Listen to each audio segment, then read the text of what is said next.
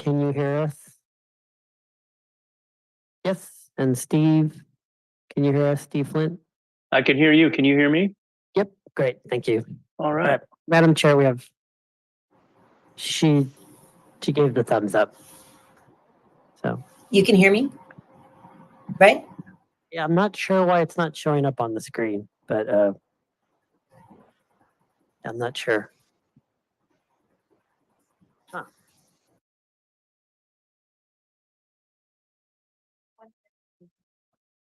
Yeah.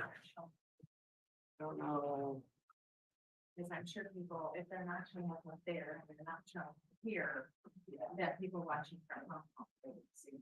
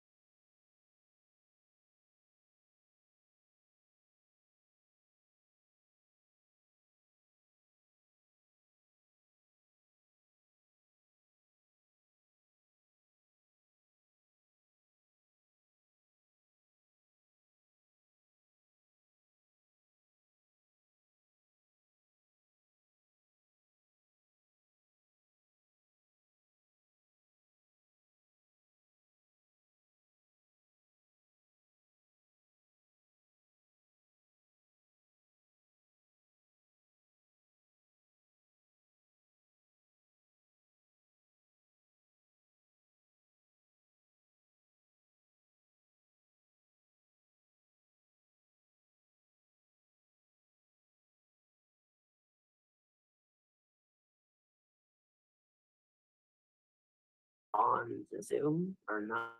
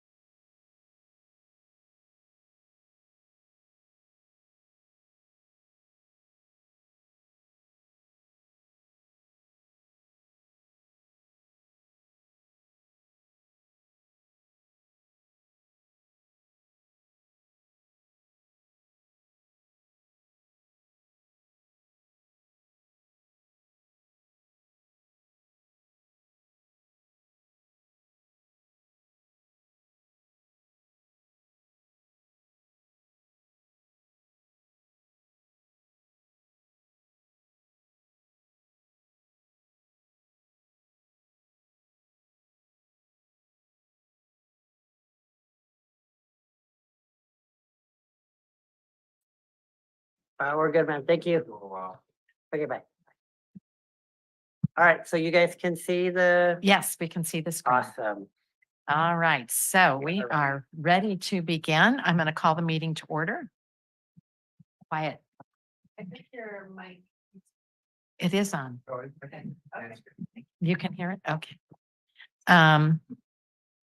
So we're going to call this meeting to order for Thursday, December 14th at 2023. If you would give us a roll call to establish a quorum, please. Sounds good. Commissioner Walton. Commissioner Walton is on my screen. Present here. I'm Okay, here. so good. I'm here. Can you hear me? Commissioner Rana. Can you hear me? Yes, we can. Yes. Commissioner Woodson. Chair Amadeo. Here. Commissioner St. John. Here. Commissioner Jacobson. Here. You have quorum, Madam Chair. Thank you. And just for public information, Audra is calling in as she had a work emergency that required her to stay up in Sacramento. So Audra, thank you for agreeing to do this virtually. We appreciate it. Okay, Thank you for So- allowing me. our pleasure. Okay, so if you would all rise, join me in a moment of silence. We have people in the audience. Mike, would you lead us in the pledge? Thank you.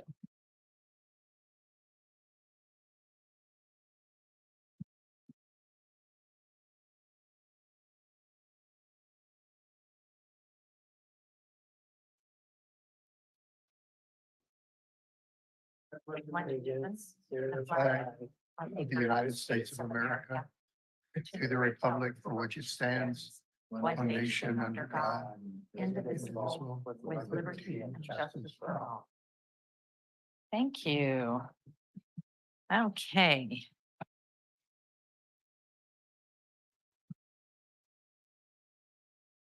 Are there any special announcements from members of the public? And no one's coming up to the dais, and I don't see any members of the public okay. So any special announcements from members of the commission? No lights, so we will move on.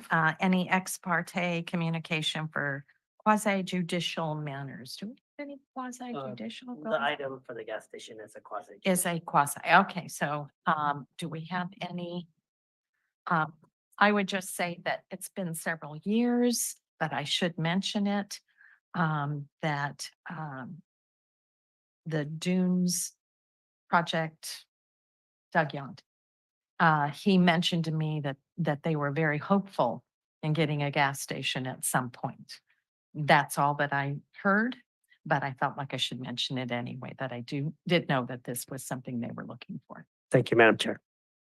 Okay, we'll move on to the consent agenda, which is the Planning Commission draft minutes of November 30th, 2023. Are there any corrections? I see none. And then I would entertain a motion to approve the consent agenda. I so motion. All right, we have a motion by Commissioner Jacobson and a second, a second by Commissioner St. John. Can we have a roll call vote, please? Commissioner Walton, Yes.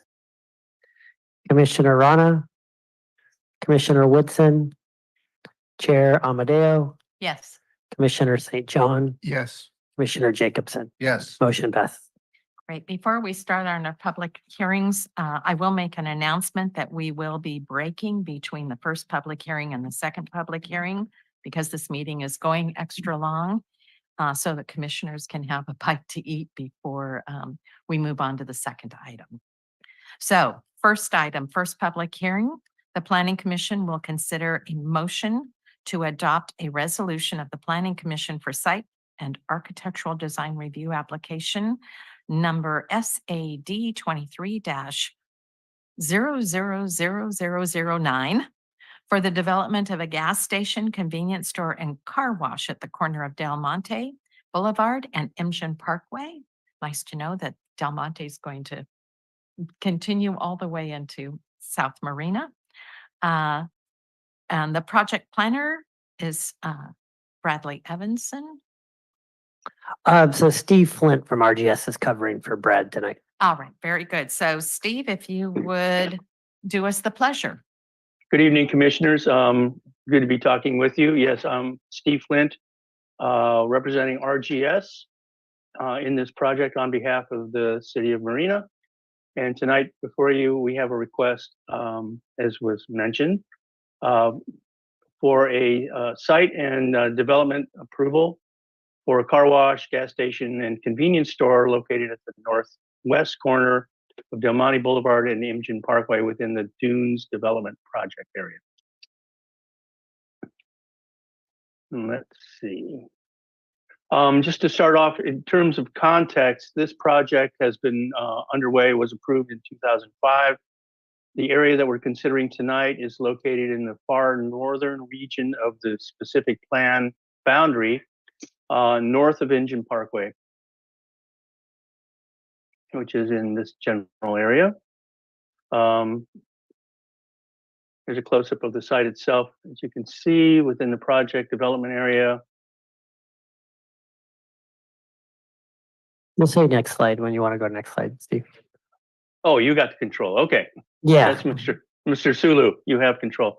Next slide, please. I thought I had it, but I apparently didn't. No problem. So it is located within the Opportunity Area 1A, which is part of the designation, land use designations of the specific plan. This is actually part of Phase 2 commercial area. Opportunity areas are available to develop, provided that there is sufficient infrastructure, and in this case, there is sufficient infrastructure. So next slide. Again, this is the subdivided area.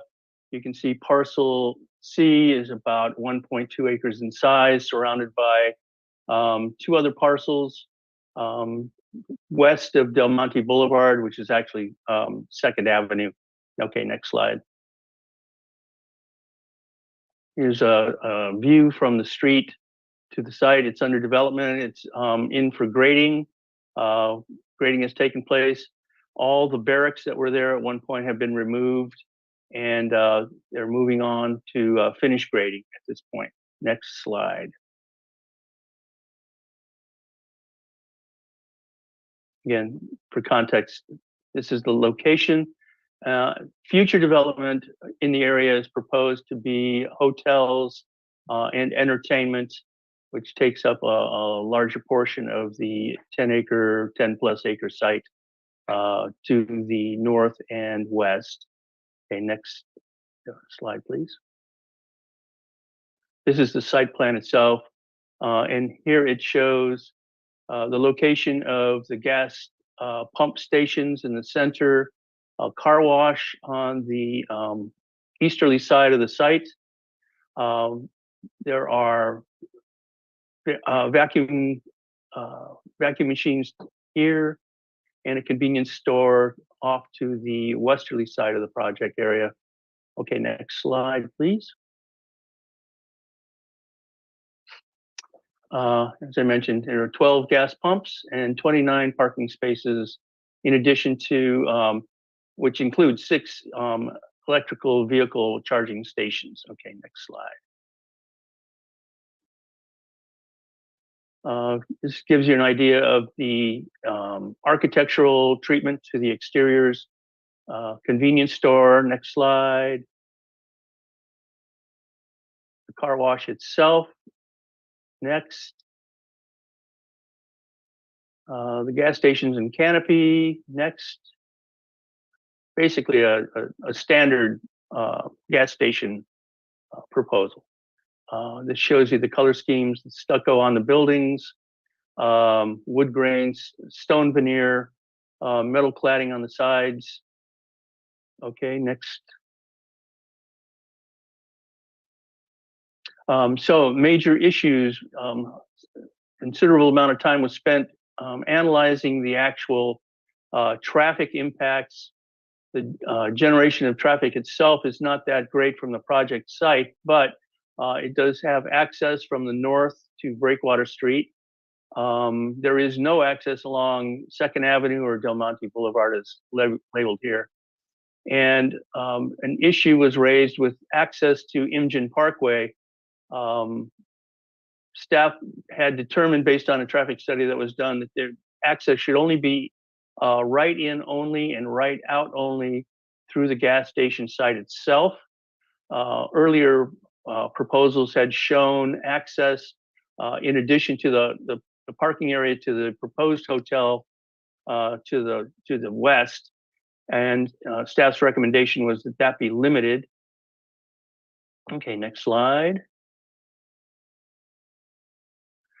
So you can see here there were areas that prevented access through, access to the parking lot was closed off to the west and also to the north side here. So there is no through traffic from the proposed hotels. Access is only through the site itself for people using the gas station itself. Okay, next slide. One other aspect of this was there were added turn lanes and stacking distance on Del Monte or 2nd Avenue to ensure that there was adequate circulation. Through peak hour, there would be no backup along Imgen Parkway. At least that is the intent of the design of the structure itself. Okay, next.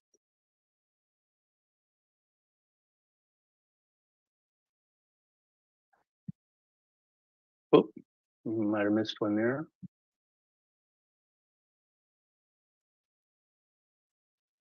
One more, please. Okay, CEQA.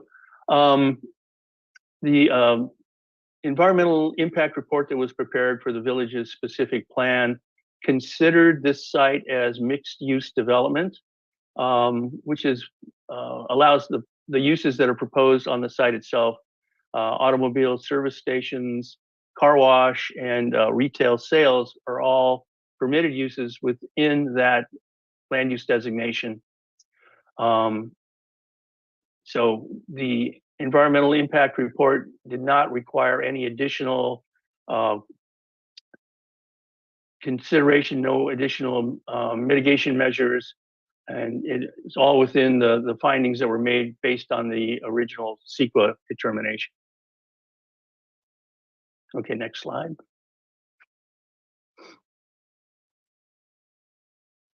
That's pretty much what I just summarized there. So project compliance is consistent with the general plan policies that address mixed use and visitor serving uses. And also the design guidelines are in keeping with the plan as proposed. Okay, next.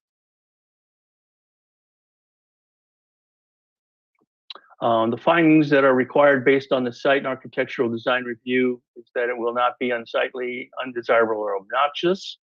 Next.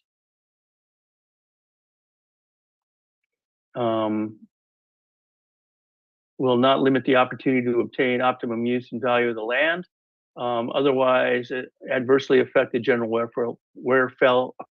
welfare, sorry, of the community itself. Next. And in terms of alternatives that the Planning Commission has available is to approve with findings and conditions, or it can be denied with findings and evidence that justify the denial, or they can continue the application and direct staff and the applicant to further fine-tune the application and return. Next, please. Our recommendation is to adopt a resolution finding the project is exempt from further review per CEQA, consistent with the adopted specific plans, and an approved site and architectural review 23-9 for site plan, building elevations, colors, and materials for the development of a convenience store, gas station, and car wash at the northwest corner of Del Monte Boulevard and Imgen Parkway, subject to the findings and conditions of approval. I should point out that two items that are mentioned in the conditions of approval will require a separate sign application for all the signage that is applicable to the project itself. And also a landscape plan is required to be submitted for approval prior to building permits being issued. And with that, I think that's the last slide. Any questions? I'd be happy to answer. Okay, commissioners, do you have any questions? And I see lights coming on. So first light was Commissioner St. John. Oh, you didn't mean to turn your light on. Oh, I'm sorry. It's the Your other light side. is on. It's- Okay. Oh, Yeah. There you go. thank you, son. Go ahead. Shine a light. Yeah, they threw me. My question is, what is the impact of this entrance and egress onto Imjin Parkway at the very spot where during morning rush hour, there's all that zippering of cars trying to get into the left-hand lane to get across the bridge? And this just looks like it's gonna make it even worse than it is today, because that's just about where that is. Well, I should say that there is a bus stop that was in the general vicinity of the access point now. The bus stop has been relocated further to the east to move the driveway itself further to the west to allow more space. When the lights change and traffic is flowing to the east towards the freeway, it creates availability for access, and people should be able to find their way onto the right-hand turn lane. If you have any So- further so what- questions, Yeah, Yes, they don't want to be in the right-hand turn lane. They want to be in the left lane so they can cross the bridge to turn left to go south on Highway 1. And that's Oh, where I the see. big I'm sorry. backup is. Yeah, and that's where the big backup is. And I think this egress here is just gonna make it worse. So Commissioner Jacobson, we do have Keith Higgins, which is the applicant's traffic engineer, and then we have Frederick R. Traffic engineer who did a review of Keith's report. So it might be best if Frederick or Keith chime in on this. If so, Frederick, did you want to comment or did Keith want to provide some comments? So I can jump in. So that's actually a great comment from the commissioner. So what will happen is so we have about 60 cars that will enter and exit the garage, the gas station at this location in the peak hour. But remember, if you exit, the signal is going to go yellow and red, right, for the through traffic on Imjin. And then there will also be an all red phase for the traffic on 2nd Avenue, which means that there will be a gap in the traffic stream. So there will be an opportunity for vehicles to actually get out and join the traffic stream. If there's backup that occurs through the intersection, then it becomes more difficult for those vehicles that exit and want to get onto the freeway and go southbound. What they would have to do is maneuver onto the road and put their indicator on and then try to find a gap. I do also know in the mornings when it gets busy, a lot of people try to bypass that backup that happens and they go in the curb lane and they do exactly what I just said. Like they try to push by, if I can put it that way, put the indicator on, find a gap, get into the lane and then make the turn onto the southbound on ramp towards Monterey. and if I could just add to that, I think in time, people that use this facility are going to realize that making that left-hand turn is going to be difficult. So rather than exit south onto Imjin Parkway, they may want to exit onto Breakwater to the north and merge into the turn lanes there, wait for the light, and then making that left-hand turn will be a little bit easier. Or they can continue down 2nd Avenue to Light Fighter and exit onto the freeway from there.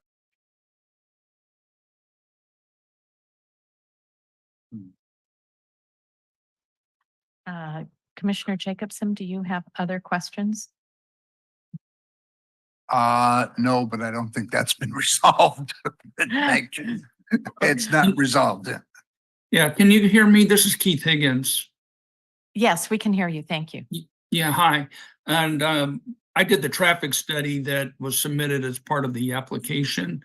And I didn't know if you were aware that there's going to be a right turn lane on Imgen Parkway to turn into the site that will kind of be an extension of the existing bus turnout. So vehicles that are entering the site will be able to leave the through traffic flow and decelerate to turn right into the site. There'll also be a right turn acceleration taper for vehicles that want to proceed westbound toward Highway 1. And it is just right turns in and out only. There are no left turn movements, just to make sure everybody's clear on that. There's the existing raised median on Imgen Parkway between 2nd Avenue and Highway 1. That median will not be opened up. It'll be right turns in and out only. And one of the things that as we were working through the site plan, like it's been mentioned, is the hotel will not have access to this driveway because they'll be up on breakwater and they'd have to meander through the gas station to get over to this driveway to leave the hotel site. So it will really be limited. And like Frederick said, it's going to be about, I think it's about 30 right turns in the peak hour, pretty much AM or PM. So that's about 1 every 2 minutes. And it's just to reiterate what Frederick already said, and that is the signal there at 2nd Avenue creates distinct gaps in traffic that'll allow the right turns to exit the site. And of course, they're going to have to yield as they're exiting. They'll be waiting for the gaps created by the signal at 2nd Avenue. And, when we did this, one of the things that the city wanted me to do is to, the city really scrutinized this driveway. And in doing this, I used to work up in San Jose and worked on a lot of the expressways up there. And I did an inventory of a lot of gas stations that are located along similar kinds of facilities all over the San Francisco Bay Area, and with the traffic volumes and so on, that this situation is not unique in any sense. There's many, many, many examples of similar types of layouts on roadways, relatively high speed expressway. I consider Imgen Parkway to be an expressway, but I think that given the channelization and the relatively low volumes and the signal gaps, or the gaps in traffic from the signal, that it'll work acceptably. So I thought I'd add that to kind of reinforce what Frederick said. So if you have any more questions, I'm glad to try to answer them. We have a few people who have questions, so if you just hang on. Okay, so next we have, yes, we have you, Henry. Did you have more questions? No, No. Okay. So Commissioner Woodson. And then Audrey, you will be next. So I'm gonna pick up exactly where he left off. First off, my first question is, when were the traffic surveys done? During the morning or the afternoon? Because I can tell you that twice this week, driving home at 4:30, 2 accidents, one involving 3 cars and one involving 4 cars rear-ending each other at that intersection, right where the bus stop is. In addition to that, that bus stop is used as the emergency pull-off for emergency vehicles to stage the accident cars before tow trucks can get there to pick them up. Without that being right there, if we move that east, that's going to remove the overflow area, and that's going to create a blockage until tow trucks get there. Right now, the biggest thing is having that bus stop area is that allows emergency vehicles to pull those cars off, clear up that road so that the road can be used within 15 to 20 minutes usually of an accident occurring. If that disappears, where are we going to put the vehicles? Now is the question, is the answer going to be the vehicles are just going to go into the parking lot of the gas station. That's a Yeah, private property, and I'm pretty sure that so there's a question. So a number of questions come up with this. Number one, the idea that this is only a morning issue is erroneous. This is a morning issue and it is an afternoon issue. The afternoon arguably can be even worse than the morning, because in the afternoon, this time of year, for example, you have a lot of cars coming back to the peninsula from Salinas, and they're starting to get into sunset, and they're starting to get into blindness of the sun coming down. And I know this has been an issue not only on this section, but it's been an issue on 68, because I had a friend rear-end somebody else and ended up getting into a severe accident that ended up killing a driver. So I'm not only concerned about the merging issues, I'm worried about how the environmental effects affect this area twice a year for a period of time when the sun is literally going to be blinding our drivers driving westbound. So that's one. Number two, I think that moving the bus stop, the bus stop right now isn't really used. I'm going to assume it's going to be used more as we have more development right there. But again, I think that bus stop isn't used for that. It's used for emergency overflow. So I'd like to make sure that that is addressed with public safety beforehand, of how public safety, CHP, Marina Police are going to, and fire department are going to be handling these accidents from a cleanup perspective. The next question I have is on the Exhibit B planning section, which is the first section of Exhibit B, number 5, bullet number 5. It talks about cars with no access on the westbound. I believe it sounds like you've got it backwards, and that it is cars going eastbound will not have access. Or maybe I'm just misreading it. But that sentence just feels like it's actually written backwards. Or if it isn't, it's just like a double negative. So I'd like to have that looked at. And then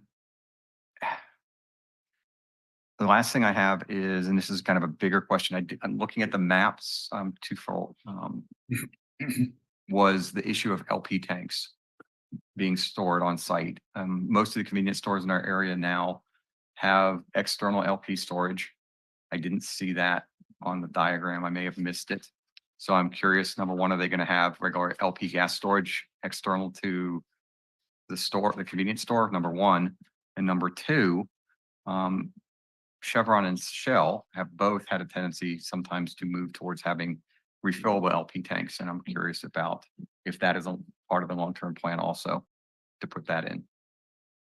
Those are my questions for now. Well, Okay, I Yeah, don't know this is- who's going to answer those. Keith, is Well, that you? You're going to answer it? well, I can attempt to. Can you put the site plan back up on the screen? Because I think I'd like to point out what's happening along the shoulder there. And while that's happening, yeah, can you zoom in a little bit?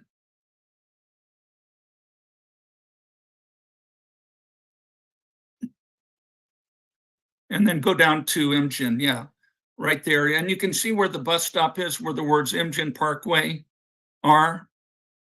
And that's the existing bus stop. And you can see that kind of cross-hatched area, or the dots for shading there on either side of the bus stop. Yeah, there, and then on the other side where there's that bus turnout with the tapers, there's going to be a full right turn lane there. So the bus stop widening is not getting eliminated. It's actually going to be extended. And it's going to be extended until the bus stop, I guess, in theory, is supposed to get relocated at some point in time. It's not, it's going to, from my understanding, it's going to remain where it is at the present time. So the site plan is being designed to accommodate the bus stop to remain where it is, and then to provide a striped, where you can see the kind of diagonal tapers there on either side of the bus stop. I don't know if I can, yeah, right, yeah, well, a little further up. Yeah, right there is that, you see where the, there's going to be a complete widening all the way from the entrance to the gas station, all the way over to Second Avenue or the Del Monte extension. That'll all be one straight shot all the way across there, except with a bulb, kind of a bulb out at the corner. And between the bus stop where the word Parkway is, I don't know, somebody texted, oh, Frederick. I didn't think, yeah, Frederick was just texted me and he says he didn't think we were moving the bus stop. And that's where I was confused too, because I know there had been some discussion that MST, if the bus stop gets moved, it's not being done by the project. It's only if MST reroutes their bus line. But my understanding was the bus stop stays where it is. And what the project's going to be doing is adding some widening along there between where that rectangular area is just above the word Parkway. Down below that, right above that, above the word park, it's very hard to do this. It's like, yeah, right where the little bubble is. Move it up just like a quarter of an inch. Right in there, that is a concrete pad where the bus stops. There's a taper. When a bus comes in there, it has a taper, which is, you don't need to move your chat box there, but there's a taper to go into where that concrete pad is. And then when for the bus to slow down and stop, and then it has a refuge area. Then when it pulls back out into traffic, it has a taper, which is that diagonal stripe above the word IMGEN for the bus to gradually transition back into the through traffic. If you go above the word IMGEN there, instead of that being a curb, it's going to be changed into a stripe, and that whole area, and you can keep moving that thing to a little bit further left. And right in there, that's all going to be new pavement. And so some of the design here has got to be polished up a little bit. It's still conceptual. But so a vehicle that wants to enter the gas station site will be able to pull into that area and decelerate and make a right turn into the site. That's what the idea is. And I think that's what I have. And Frederick, you can correct me if I am misunderstanding what we agreed to on that, because that was one of the things. The project needs a right turn lane for vehicles entering the site. And the way to do that and still accommodate the bus stop where it is to provide the pavement and then separate the two movements with a stripe, just paint on the ground so the vehicle entering the gas station can still pull over and decelerate and enter the site without impeding westbound traffic on IMGEN Parkway. That's the objective. And then when a vehicle comes out of the site, it's going to make a right turn out and it's going to have a taper. If you can go a little bit, move the image over a little bit further. There you go. And see, there's another taper coming out. So a vehicle will yield to anybody that's a through movement on IMGEN Parkway going westbound and have to wait for a gap. And then they'll have a little bit of an acceleration distance with that taper to increase their speed as they enter into the flow of traffic, which they're really not going to have to do one vehicle every 2 minutes. They're going to be able to do that during breaks in traffic flow created by the signal at Second Avenue. That's the basic way it'll function. And I think Frederick may have something to add to that. So that refuge area, Commissioner, that you're mentioning will not go away. It'll actually be enhanced if emergency vehicles need to use that area. And the objective is to provide standard right turn lane and right turn deceleration lane to go into the site and a right turn acceleration taper to come out of the site, and fairly large radius driveway. It's not like your standard driveway apron like you'd have it at your house. This is going to be a higher volume, higher speed method of entering and exiting IMGEN Parkway. I hope that's kind of, if you get the sense of that in the plan there. And westbound or eastbound, I'm not sure where that's mentioned, but it sounds like it was reversed and that it's really westbound traffic's the only traffic flow that can enter or exit the site. Eastbound traffic, as you can see there, there's a raised median there separating eastbound and westbound traffic. Nothing's going to be done to open down there, not there, but down below the word Engine Parkway. Go right down a 1/4 inch again, right there. Whoops. Yeah, right there, just a little bit above there. You can see that's the median, just at the very top of that little chat box. Right there. That's a raised median that's about maybe 4 feet wide, a curved median. So you physically cannot cross that. And that extends all the way over to Highway 1. So I don't know if that explained it, but these designs are all just standard designs that are used. I could give examples. I think some of the previous documentation we've submitted cited numerous examples of this basic kind of layout, and actually not nearly as robust as this. There's many, many, many examples on expressways in San Jose, on Capitol Expressway, and a whole bunch of the other expressways up there. But so that's kind of what the basis of this design is. And we really tried to analyze this, and it was scrutinized by the city very, very thoroughly. So I don't know if that answers the question, but I understand your concern because the city staff has had that same kind of concern, and we worked out this as the plan to handle the traffic.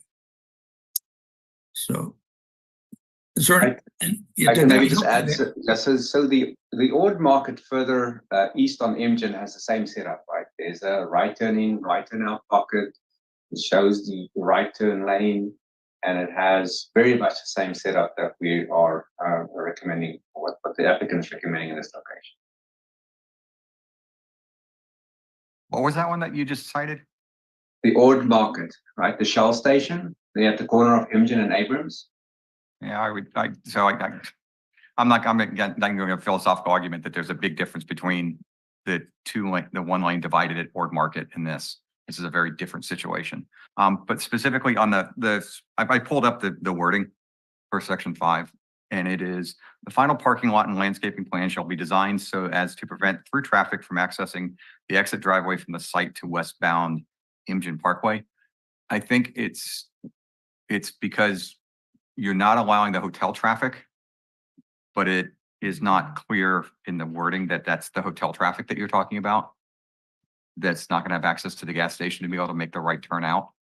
So if you could clarify that wording, the final parking and landscaping plan should be designed to prevent through traffic from the remainder of the site or from the non-gas station components. I think that's the issue that I have with it. We can clarify that.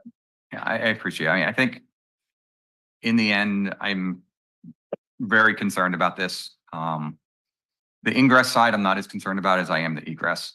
I don't want to say we have inconsiderate drivers, but we have drivers who are in a hurry, and it has been over and over again. And we've had this intersection configured like this for going on 7 years now? At least. And we still have accidents every weekday there in the morning and in the afternoon. And it has nothing to do with your business. It has everything to do with drivers in a hurry that don't want to wait in the queue in the left-hand lane. So I think that I'm fine with the ingress of it. My concern is the egress again. And the comparison that I give, even though even then it's not completely the same, is actually this Shell station at Canyon Del Rey onto northbound Route 1 in Seaside. And there they have a high-speed ingress into the gas station, but the egress from the gas station is only into the parking lot to Home Depot and then back out to the road. Now, part of that is because there's such a short transition point before the on-ramp, and that's why that's there. So I understand part of the reason is because of that, but I think that is a better analogy of the traffic problems that we would run into here. And I would much prefer to see no egress onto Emgen and understand that that affects me too, because I would probably use this gas station consistently because it's closest to my house. But I think that that would be a safer design for us than to set something that we know is high risk. That's all my comments.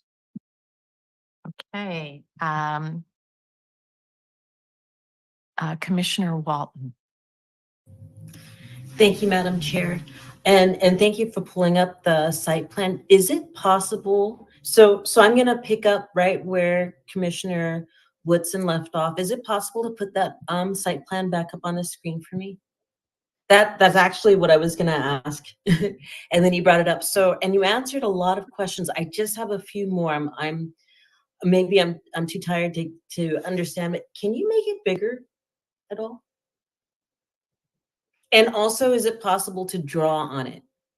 Because what I'm having a hard time doing is visualizing the way that you're saying that traffic is going to work through this particular site. And so I understand coming in from engine into this enter-only. I'm looking at the arrows. So we've got some arrows, and then we seem to turn left and then go straight again. And then also we're coming out through that egress. I don't understand. We've got arrows coming from the rest of the site through. So it's going to go across. To get out, you have to go across the traffic that's coming in from engine to leave the rest of this parking lot. You have to cross that traffic and then come out. And then if there's traffic coming from, is this breakwater up at the top? If there's traffic coming from that direction and traffic coming in, people trying to get out, there's gonna be a backup there. I would think. So I guess if you could walk me through and maybe draw like a line, if that makes sense, how the traffic would work from these arrows. I would appreciate it, if it's possible. Thank you. Yeah. Commissioner Walton, I wouldn't be able to draw it, but we do have Frederick and Keith, and they can certainly walk you through some of the, basic traffic patterns. So I'm not sure if Keith or Frederick want to do that, or just maybe have a better, maybe take two steps back in terms of generally how the traffic would flow onto the site. So. Well, I can take a crack at it, and then Frederick can, see if he agrees with my explanation of it, if you want. Okay. Would you like me to? Okay. Would you like me to have the? Would you like me to put the site plan up on the screen, or would you just? Sure. What's the best way? Yeah, that would be great. Great. And then I'll see. So basically, what I'll do is I'll just simply try to explain the circulation pattern. And I'm not sure if the question pertained to just gas station traffic, or if you're also thinking that there's some way that hotel traffic could get into this. But No, I'm sir, sorry. Go ahead. Go ahead. If you'd like for me to clarify, so I'm wondering about all of the traffic flows during the day, because with traffic isn't going to go just one directionally. So I'm guessing people leaving the hotel, if they want to slip through from breakwater and take that instead of going to the light, I don't know why they would do that. But if they want to come through that, it looks like arrows connecting the two engine and breakwater exists. So they could, if they chose to, whether or not they came through the hotel's parking lot. You've got that blocked off. So they come out of the hotel and come through that connecting side closest to the highway there from those arrows. And then we've got engine parkway traffic coming in. Then through the parking lot, it seems that if you go through, I wish I was sitting there.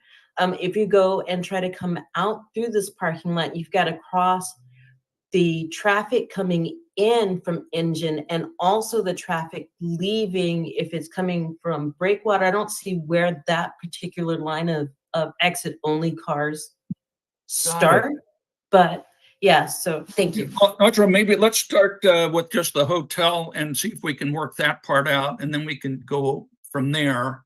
But I'm thinking, do you have that little cursor that you can put up there again?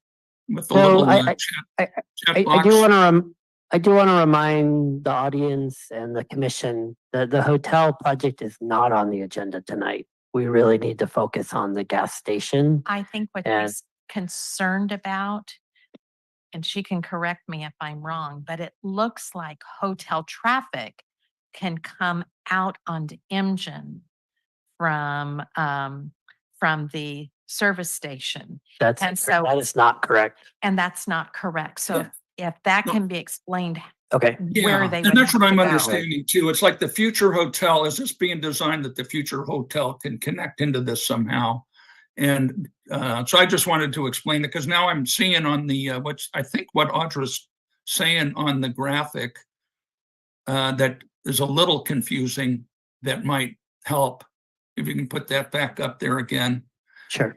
And then there, if you go down to where the driveway there is on Imgen Parkway that's being proposed, and put that little cursor thing there again, and kind of move that up right into where, yeah, where it says enter only. If you just, let's start as, that's our starting point with that cursor. That's as much as it goes.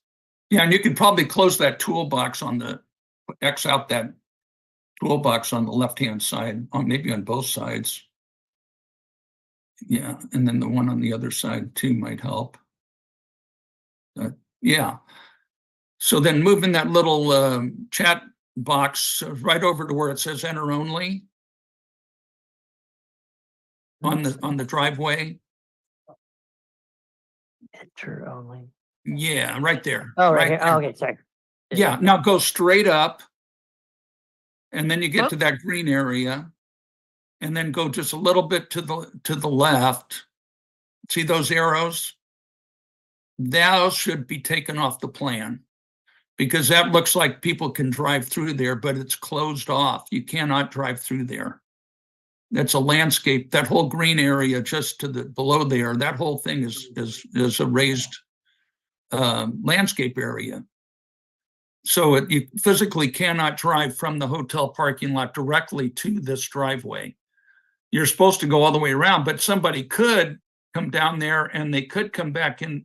If you're leaving the hotel going eastbound on Breakwater, you could turn right into the gas station and cut through the gas station site and get over to that driveway. So that would be possible. Yeah, right there. Yeah, you can do, that's exactly what you could do. So how many people would do that? It's hard to predict. Yes. But is that what, Archie, is that, was that your question? On the, That was my question, because you can see where the arrows, I didn't know that was, I thought there was some kind of overpass type thing, archway that says whatever the gas station, come enter here type stuff. And then you could go underneath it. So that was very confusing. So I appreciate the yeah, you know, when you're doing these site plans, what happens is they got the AutoCAD drawing and then start making changes to the AutoCAD drawing. And then some things you don't necessarily mop up every little thing that's kind of residual from a previous version. So that this is just, that's conceptual. And, you know, the driveway, the curb return radii and things like that, I think those are probably going to need some adjustment, things like that. So that'll all get worked out as it goes through for, you know, more detailed design process. But there were a lot of iterations on this site plan to try to make sure there was adequate internal circulation and that you didn't have vehicles at the gas pumps creating queues that block the internal circulation, and that delivery trucks delivering fuel can circulate around and things like that. And some of that still got to go through more polishing as it goes through the final design. But so anyway, that's the basic idea. So yes, it is possible that you get a trickle of cars that would do that. That could cut through the gas station site. That's probably going to be minimal, inconsequential. And, you know, what's been done on other sites that I've worked on, you know, then you end up with internal speed bumps and things like that.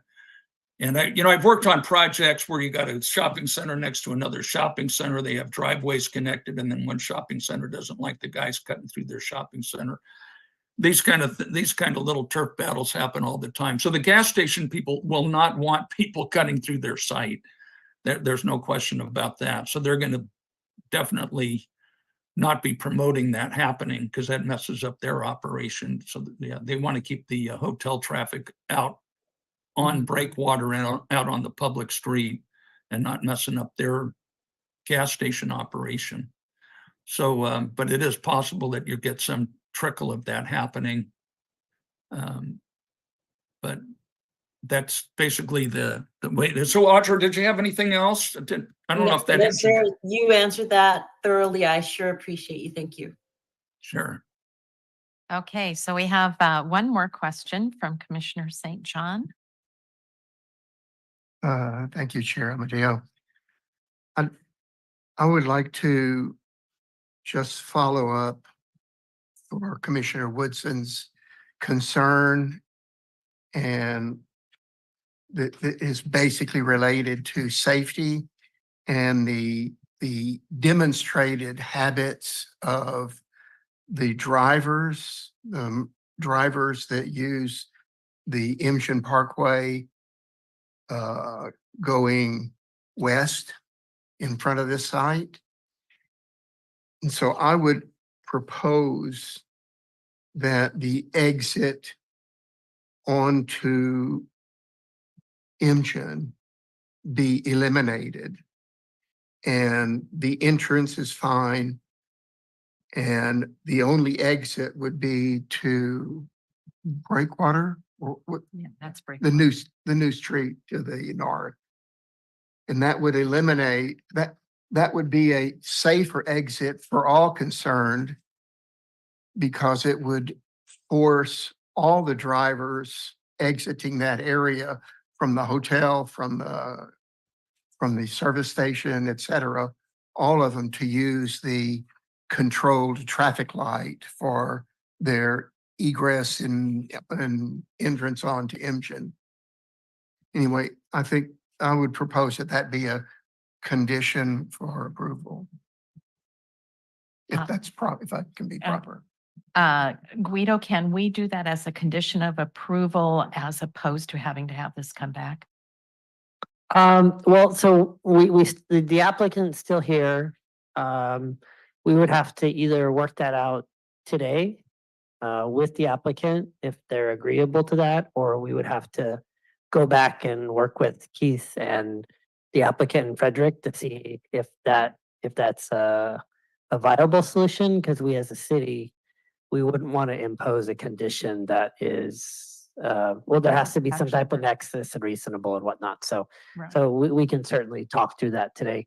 I would remind the commission, we still have to have a public, open up for public discussion, Absolutely. and the applicant is here. We want to hear him. And so just. I only so- asked if it yeah. could be a condition of approval so that we didn't go through the process of making it such without first finding out from the applicant if that would work, or if it really needs to go back to be discussed with staff and how you can make it work out. That was the only reason. And Right, yes, right, we do have people who would right, like to speak. Right.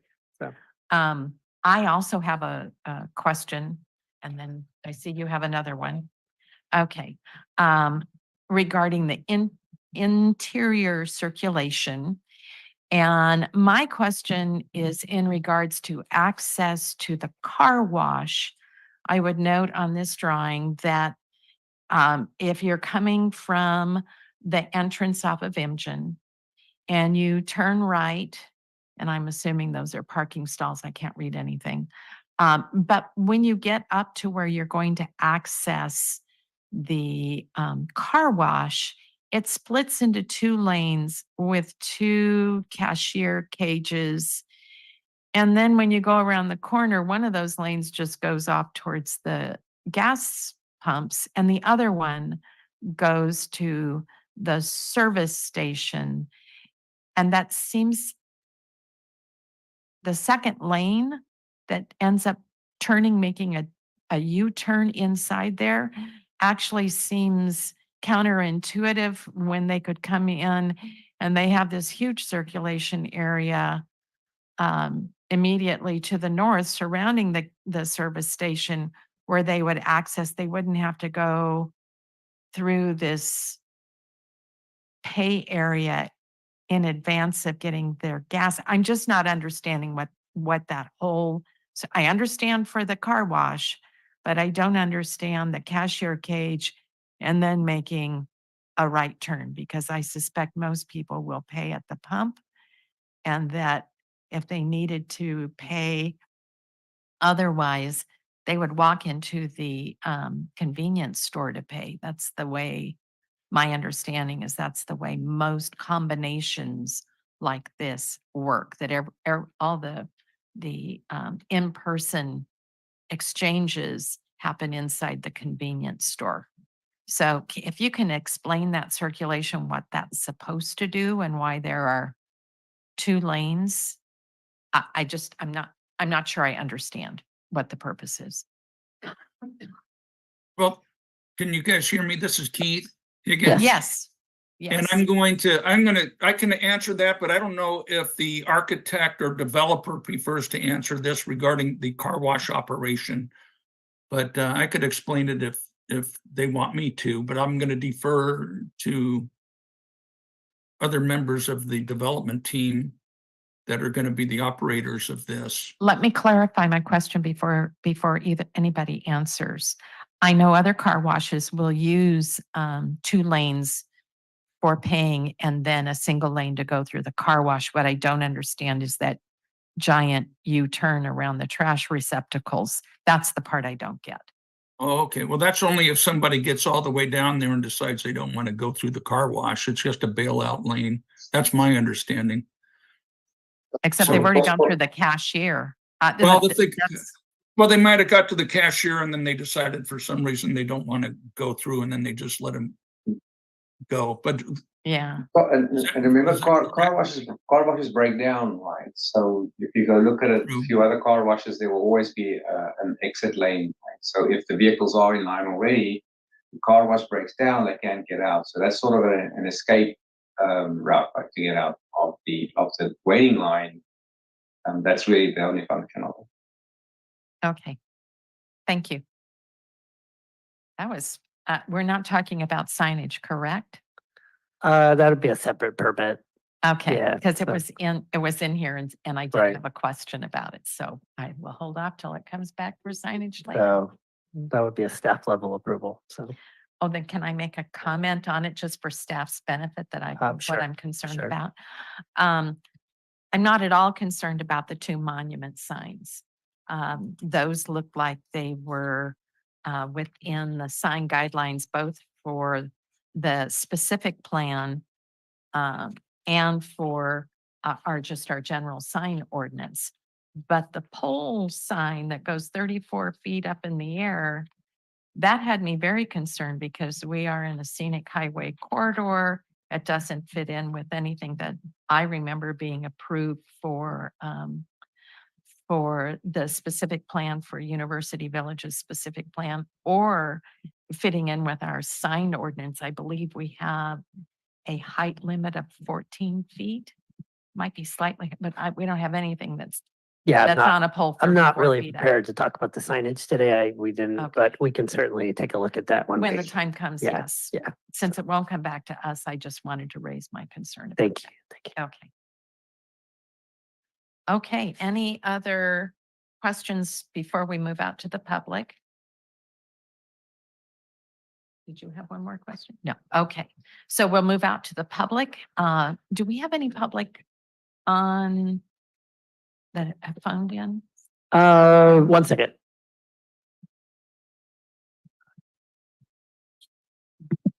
Yep, they may not.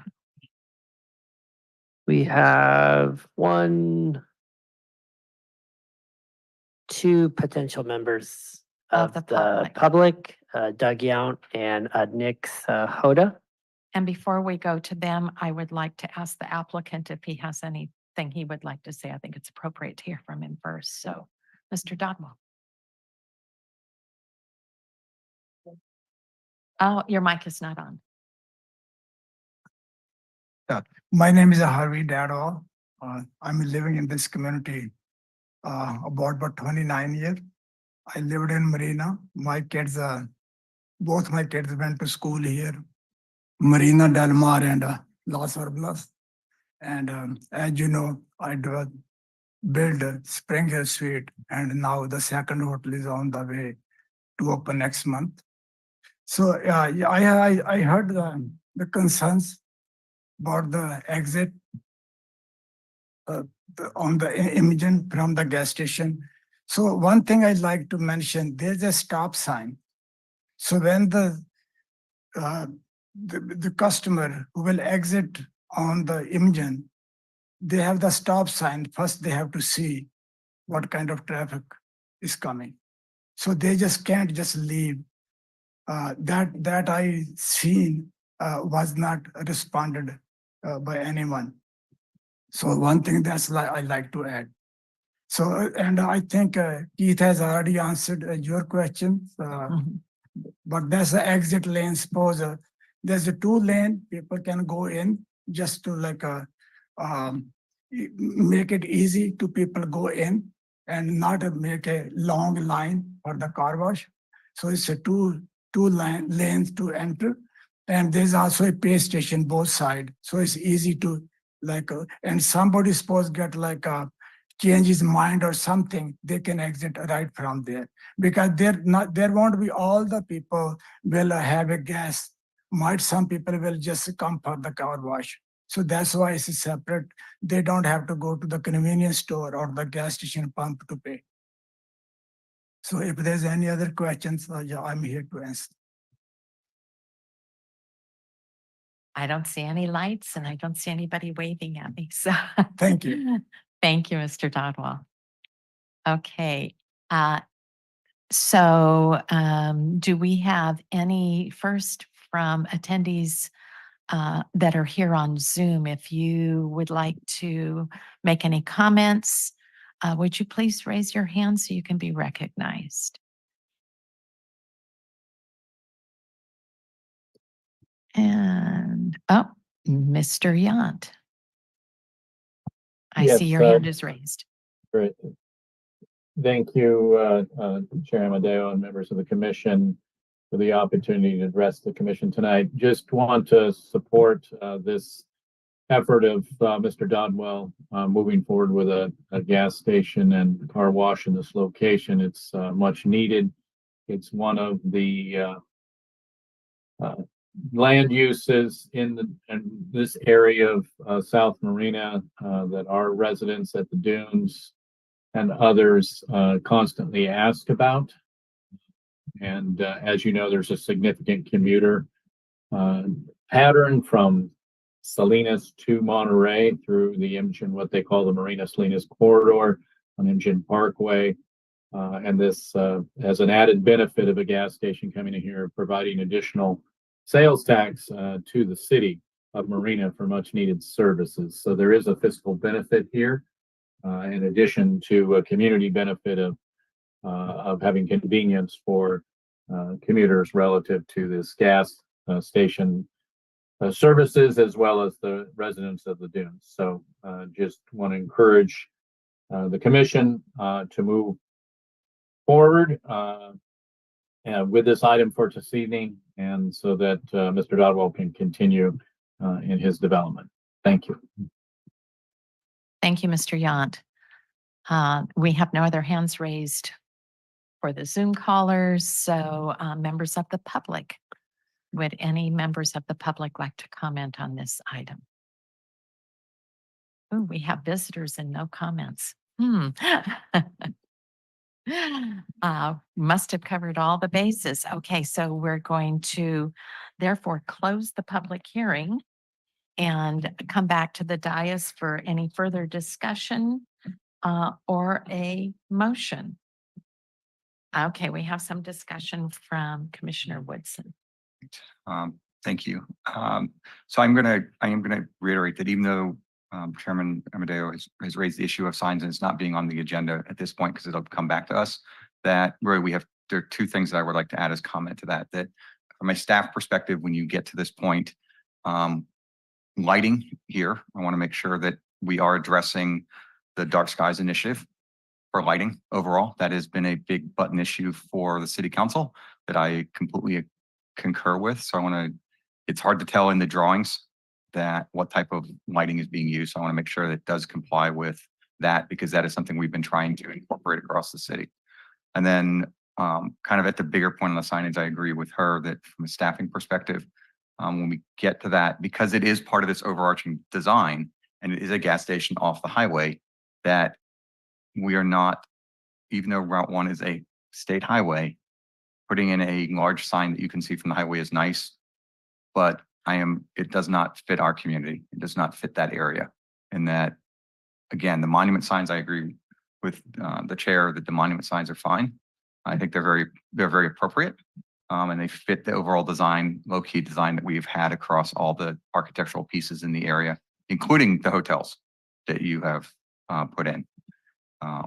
So putting in a large raised sign is not conducive. So even though it's not here, I can tell you that if it comes back to us, we're going to raise this as an issue at that point. So might as well try to do it at the staff point. The second, the last thing, again, I'm going to go back to from a comment period. I am supportive of the gas station in principle. I'm not completely sure of whether the car wash is going to be a very viable money-making component of it, but that's really not my place on this one, because it's part of a permitted use, and that's fine.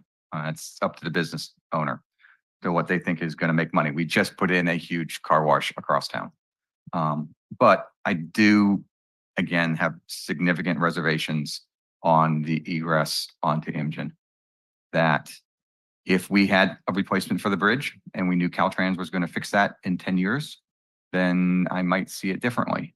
But we have a track record in our community of, it's a high speed, as was stated. This is more of an expressway at this point because of the speed limit being 50 miles an hour. We have a significant problem with traffic that does not want to play nice and wants to get through there. I watch that every day. I almost got rear-ended myself yesterday by a car that came in at the last one. The only saving grace was they got on the highway and sped past a police car, CHP, going 80 miles an hour and got pulled over. That was kind of nice on my part. So there's some vindication. But are we just waiting for accidents to occur? And yes, a stop sign is going to be there. And I understand that it is not the developer's responsibility to marshal the traffic. And he can't control all the people that are driving by every day. But I think we have a responsibility as a city and as the planning commission, as city council, eventually, I would hope they feel the same way, that we have to watch out and protect our citizens. And we have already had multiple issues on this road where we've had a death on this road because of traffic issues. We have numerous accidents on this area, all because of this small section of road. And if we are adding something that's going to contribute to this, then we are not necessarily doing what's best for our community. And I don't want to say, no, I don't want to support the development, but I don't want to support this with that egress. Egress off of the gas Egress station. egress out Leaving the onto gas westbound Imgen. Okay, That's actually the only thing I really have. okay. Any others? Yes. Commissioner Jacobs. Yes, and I just want to concur in that was the one issue that stood out to me immediately, and we've had a lot of discussion about it, and I know there's some pushback as it relates to that particular point of egress, but I think there's got to be a better way to do it. I just don't think that traffic should be coming out of there and contributing to the congestion that's already there. And I agree, there's going to be somebody running down that right-hand side to try and do something strange, and there's going to be accidents there. And I find it difficult to support with that there as well. So before we take a vote, just wanted to offer some options to the commission. So we can potentially come back to look at a potential different means of egress off the gas station. We could come back and have Keith Higgins or Frederick do a photo simulation that kind of shows the little aerial that would come at a cost to the applicant. If the applicant's here tonight and is willing to not have egress on to Imgen. So there's a lot of different options for the commission. Because as staff, we do hear the concern. So there are options available, but we would have to come back to the commission on January 11th would be challenging because of the holidays, probably January 25th. That's more realistic. So it's really up to the applicant what he's willing to agree to tonight, or if the commission is directing staff to do a little bit more work, we can certainly do that as well. So may I ask a question regarding the egress?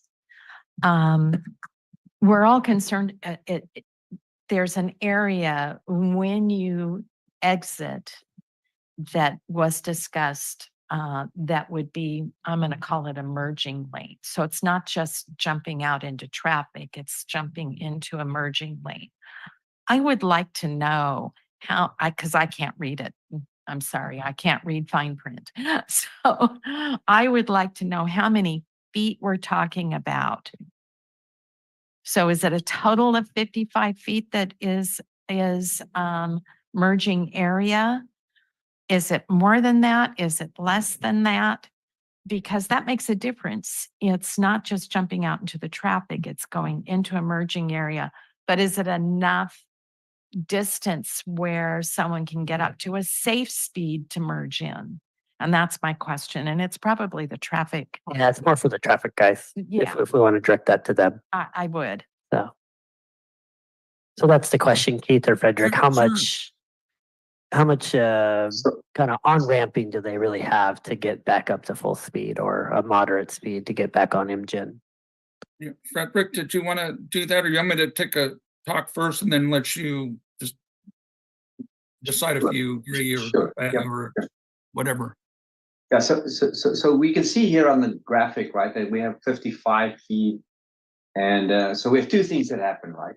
You can see the curve where it says exit only, and then there's a curve in the radius, right, that gets you to that diagonal piece that's 55 feet. Those are all designed to allow a vehicle to accelerate, right? You can see the curve on the inbound, it's not as sharp as the one on the outbound. So the vehicle has the ability to accelerate and start accelerating still in that mode, or in that taper. We call it just a taper. This is not a true high-speed facility in terms of that people are driving 55 to 60 miles an hour. So we're not providing a true merge lane, or that, so a true merge lane to get up to 55 or 45 miles an hour will be much longer. It will probably extend right to the freeway on-ramp. The intent of this is just to allow a vehicle to drive a little faster and make the merge easier instead of accelerating from 0 speed and immediately getting into a lane where people are driving 40 or 45 miles an hour. I hope. So Yep. can I ask you, because I can't read the numbers above the exit only. I'm thinking that says 46 feet. I don't know. So is it a total of about 100 feet before they actually are in the traffic? It is, so that radius is 25 feet. So it's about, so from where it says only, right? You have 25 feet Right. plus another 55. So we're getting at 80 feet for 80 you. feet. Yep. And I don't know if that's helpful to commissioners or not, but I look at 80 feet as a pretty good distance for being able to merge into traffic, but they may not. So, but that was my question, was how much space do they actually have to get into the traffic? Go ahead, Commissioner Jacobson. As I'm thinking through that lane, and now you're merging into one lane, you have another lane to go if you want to go south. Yes, that's true. Yes, that's correct. So you got to cross one lane and then get into the next lane. But people are doing that anyway. Yes. That's correct. And they're often zooming all the way up to the northbound That is correct. and then switching over. Yes. And that's dangerous. I agree, Yes. but this doesn't contribute to that. This is far enough away. It does not contribute to they're not, people that are getting on here, they still have a ways to go in that lane before they have to move over. And it's not immediate. I don't know how many feet it is, but it's way longer than what this has allowed. You've still got hotels that they will. Yeah, it's still further up. It's much further up. So I'm not as concerned as the rest of the commission is, although I understand the concerns. I'm not as concerned because of the amount of space that they have to get into that first lane. Maybe if I can put it So- a little bit into perspective, right? So we have about 1,700 cars in the future that will go down Emden westbound towards the freeway in the peak hours, so 1,600 cars. We're adding here between 50 and 60 cars, right, to that 1,600. It is really, it's relative, or, it is a smaller amount, right? Again, nothing in this design is unsafe, right? What we're doing here is providing a driveway that's very similar or very common in how cities do it towards for the gas station. The challenge is going to be if you're going to get out of there when it's congested, it's going to take you a long time to find a gap. But the opportunity for a gap is going to be with a signal turn red. If there's congestion, you're going to have to rely on a courtesy gap from somebody else to merge in if you want to go southbound on Island. That's how this is going to operate. And I will add one more comment, and then I've got some people here to recognize. If I were using this service station, car wash, convenience store, and it was heavy traffic, I wouldn't go out on Emden anyway. I would go out on Breakwater, come around to the signal light. That's me. I feel safer using a signal light when there's heavy traffic. And that is what I would choose to do is go out to where the signal light is, because it's going to stop traffic and allow me to get on safely and get all the way over to that lane to turn southbound if that's where I was going. So I think that we have to rely on people, and I know it's hard when you've seen a lot of accidents, but we have to rely on people to use good judgment. And I actually think it's 2 hotels that are going in there. Is that correct, Harvey? And this on the corner. And who knows what else will be going in that vicinity. People are going to be more aware of activity coming out onto Emden and be more watchful. And people coming out onto Emden are definitely going to be more aware. Your hotel patrons of the gas station, car wash, convenience store, they're not going to go in with the idea of, oh my goodness, I'm going to have 15 seconds to get into the lane so I can go south. They'll use the alternate route. Maybe I give people too much credit because that's the way I would do it, but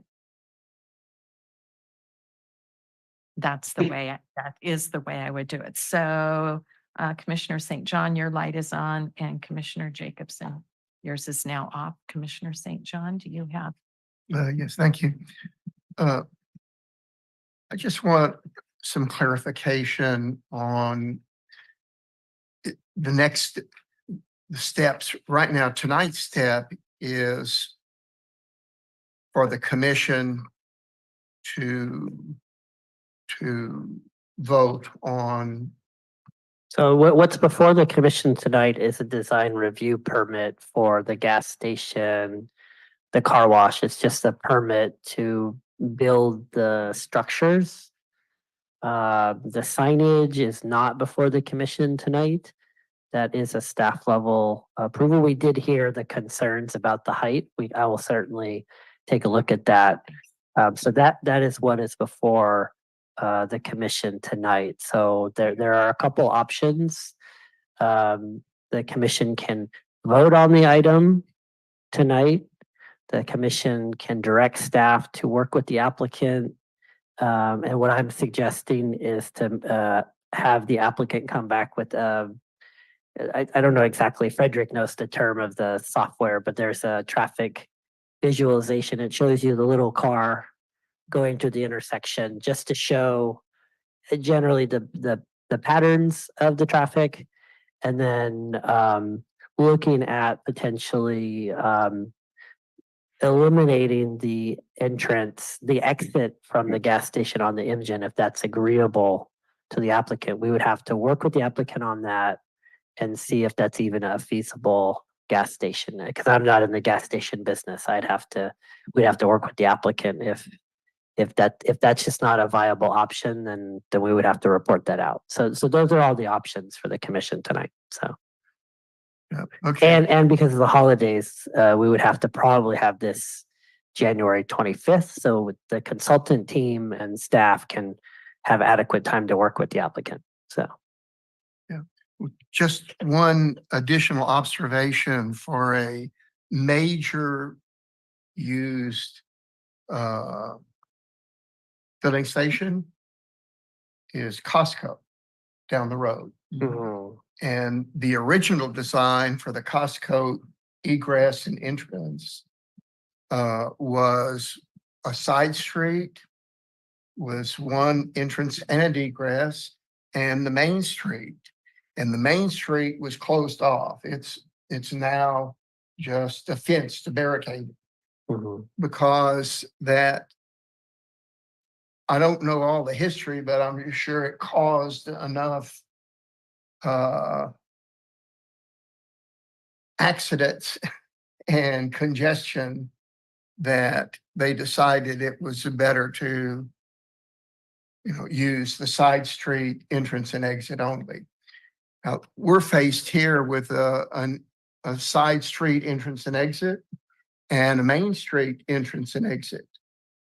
And I haven't heard any concern voiced by the commissioners or the public or anyone about the entrance from Imgen being a problem, because I think the design having that extra turnout lane allows safe entrance without congesting the traffic on Imgen. But the exit it will definitely result in an accident. We can't say definitely, but the odds are an accident from the exit happening are substantial, because accidents happen without that exit. mhm. Commissioner Woodson was nearly involved in one or two this week, and there were a couple of accidents this week right in this area. Without not a single extra car coming out. Mhm, mhm. So even when we say there's only 60 cars an hour out of the several thousand that are going by, that might be 60 too many. But I still think if we could solve that problem, eliminate that exit, I think probably you're not going to have any negative votes from the commission. And I am very much in favor of the project, but I'm 99% in favor of it. My 1% is that exit. And it's not like they have to create some new design. I don't know what would happen in the city of Marina a year or two down the road if it was determined that there's just too many accidents on Imgen in front of this operation. Then is it at that time to close that exit off? Is that something that is feasible in the future? So to the first point, we would have to work with the applicant in terms of if we take out the exit, is it still a viable business, right? There is an economic component to this. In terms of your second question, absolutely, the planning commission can put a condition of approval that says a year or 2 years or whatever that time frame is, that we would ask the applicant to reevaluate the traffic patterns. That's certainly a very reasonable request from the planning commission. So, With other projects, there's always a traffic study that's done by the police department. Was a traffic study done by the police department in terms of the ingress, egress for this site? Because I So- know that that not only police department, but I've seen projects that I worked on in the past when I was on the planning commission before, that it didn't come back to us, but the fire department said, you know, this driveway is not wide enough. You're going to have to move these buildings that face one another closer together so that we can adequately get around. That was a development off of Carmel. And we were shocked because it didn't come back to us for us to look at. It was Mhm. made by the fire department. Totally understand why the fire department did it. But now those houses, they look into one another's living rooms. It was, the rest of the design did not change. They just got moved very close together. So literally for privacy, you have to close your living room curtains because otherwise you might as well just wave to your neighbors. And that, to me, that's really sad. So you want to make sure when you're approving something that the studies that should have been done or will be done are going to happen or have happened already. Because if the police department looked at this and said, actually, it's important to have this ingress, egress on engine, they've made the design fit with the speed limit along, because that's really what we're talking about, a speed limit of 50. So, people are going 55 and the insane people are going 80. And so I understand the concern about, is that an appropriate place to put an egret? And I look at it that way for two reasons. Number one, it's just a short driveway and it allows them to easily access the car wash. You're in line. And yeah, you can do the gas pumps. But the gas pumps you can also easily access, and the convenience store, all of them can be easily accessed from the breakwater Mhm. in and out just as easily as off of Imgen. But I also understand that when you have a service station, people are looking, they may not look for the easiest way out. They may look for an easier way out, but they definitely look for the easy way in. And they want that easy way in off of the main street. Getting back to getting out is actually a little more difficult. They will see that exit onto Breakwater and go, that's the way I'm going, because it'll be much easier than dealing with the traffic. So I would actually like to hear from the applicant about how important he thinks that exit is based on this design, or would just having just the entrance, which I agree is extremely important for business to have that accessibility from the main road.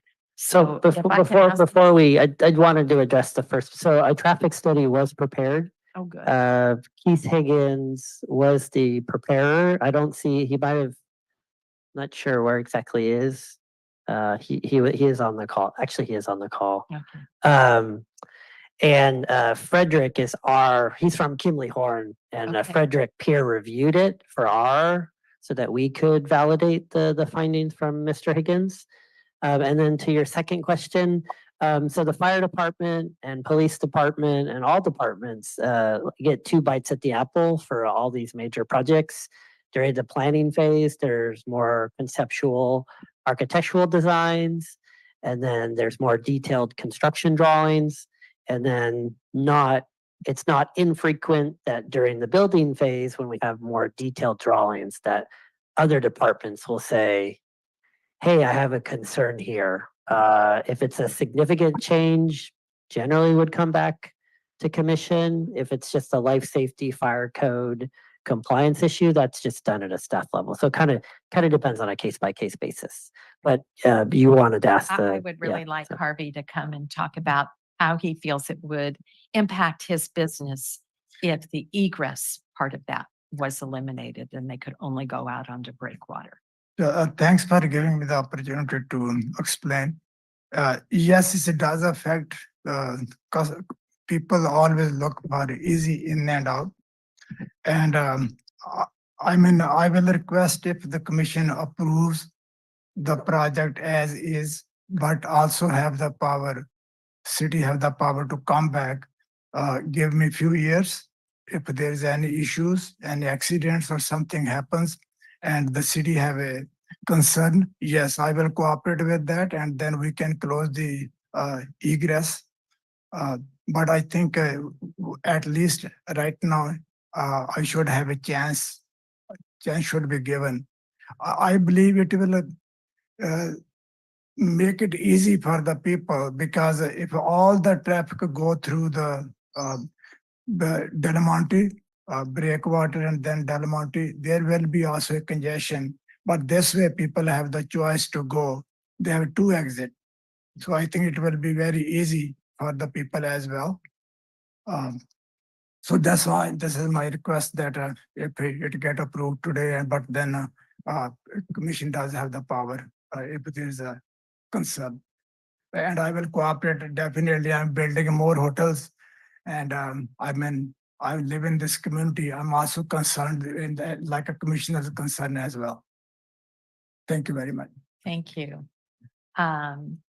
So we would do that as a condition of approval that it comes back for review after a year or two to see if the police department has concerns about that.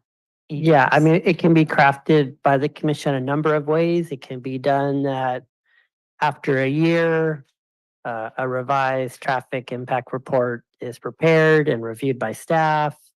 It can be that plus come back to discuss. It can be that plus staff will work with the police department to see if there's any major concerns. I mean, however, the commission, as long as there's a reasonable nexus between the condition and what we're asking the applicant to do, then that passes the legal muster. So. Thank you. So I think it would be appropriate to make a motion at this time, and the motion should include any request of staff for further review. In other words, review in a year, review in 2 years, if that is the commission's pleasure.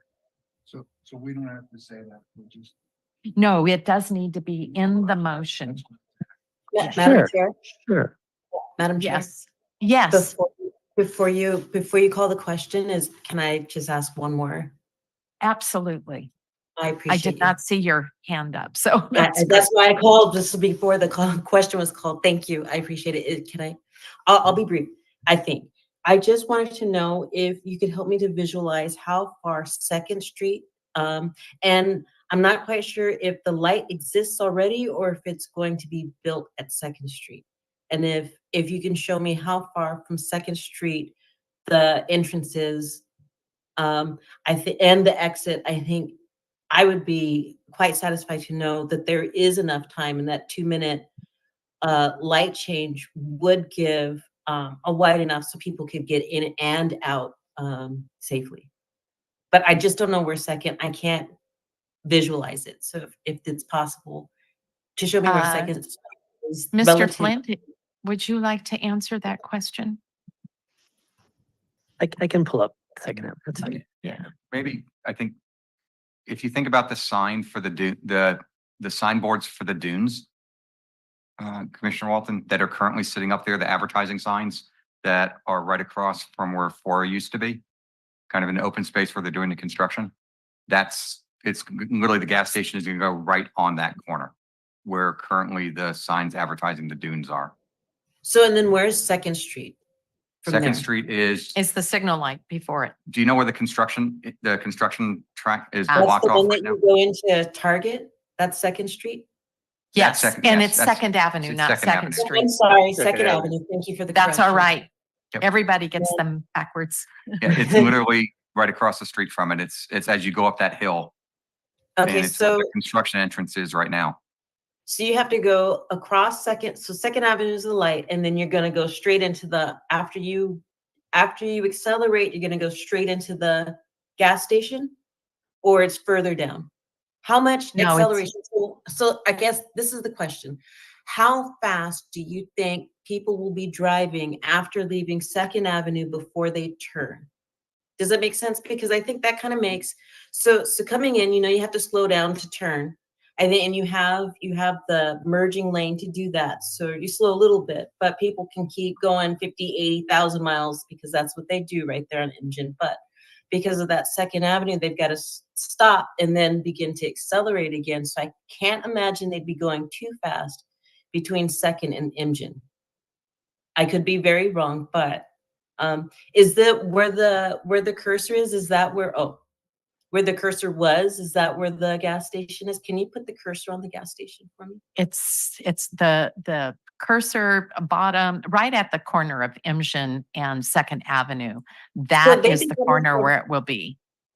So they'd be coming, and if there's not a stop, they'll be going 50 miles an hour if they're doing the speed limit, and then whoop, right into the thing, and then or right out with 50 mile per hour traffic, or they have to wait, like the gentleman was suggesting, for the traffic to slow. And we do this a lot in a lot of different gas stations. So I do understand what he's saying. And when he was talking, I immediately thought of all the times that I waited for somebody to give me a courtesy pause so I could get in because, the light's right there. Here's the exit from the gas station, and then here's the traffic that's coming.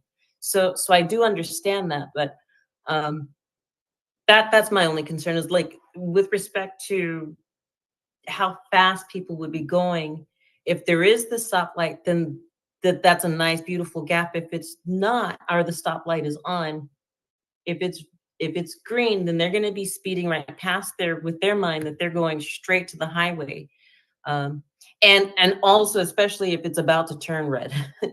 And that's my comment. Thank you. So if I may respond, so the red, so if you're going westbound on Engine and the light goes yellow and the light goes red, and before the opposing movement goes green, is between 5 and 6 seconds, right? Now your decision, if you're leaving the driveway, is about the two second reaction time, and then you're gonna see the gap and you're gonna go. So you have a 5 second gap. You take 2 seconds to decide on that movement to make it. So there's an extra 3 seconds, 4 seconds for you to actually then go and use the gap. So I think from a gap acceptance perspective, yes, the gap will be there. Driving, if you catch the light green on going westbound on Engine, right, you're probably traveling 5 miles an hour. If you want to get into the gas station, you're going to start slowing down, and then you're going to, hit your brakes. You're going to put your indicator on, right? And I don't think you're going to go 55 if you want to go into the gas station. I think you're probably going to be driving like 35 at the signal, and then making the turn in, and you're going to drive 15 miles an hour. So we have more than enough distance, right, from this light to the inbound, that entry way, right? So that I think from that perspective, I think we're good. I'm not too worried about that. Excellent. Thank Does you. that?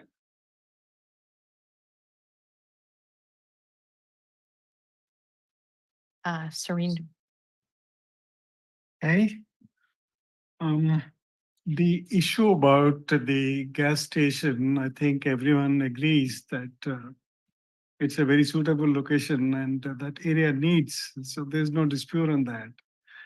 The concerns about egress and the traffic are also genuine. But we have similar kind of situations like when we enter Walmart, come out, there is so much traffic which is highway bound. And you find that there are not very many concerns on that. So in this situation also, there is enough kind of space for the traffic to merge into the road. So as the chair suggested that we have we let the motion go through with the condition that the traffic police, the traffic survey is done as to what, how it has really affected the traffic moving towards the highway. And if those concerns or we have number of accidents going on, then maybe that we think of closing the egress and ingress altogether. But considering the justification that the applicant is given, based on that, I say that we go through with put a condition that after a specific period of time, carry out an analysis. And if there are very serious concerns coming in for the traffic, ongoing traffic, then we just close that egress and ingress from there. Thank you.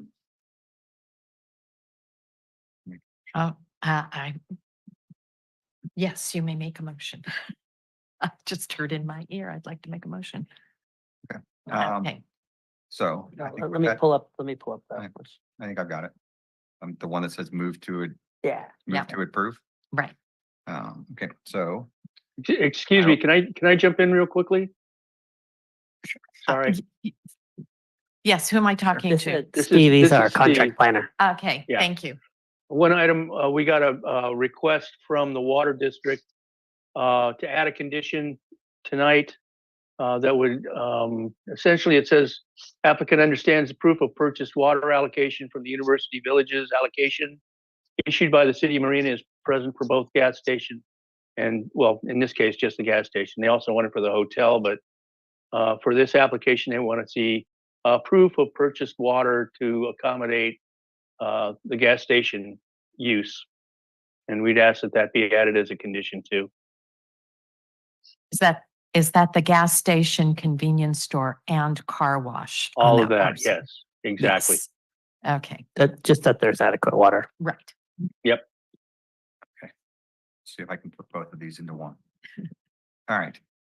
So I move that we make a motion to approve the site and architectural design review application number SAD 23-00009 for a gas station, convenience store, and car wash at the northwest corner of Del Monte Boulevard and Imgen Parkway. Subject to the findings, conditions, and determination that the proposed uses and improvements will not result in a significant environmental impact or effects or a substantial increase in the severity of significant effects previously identified in EIR number 2004-09-1167, which was certified for the University Villages specific plan.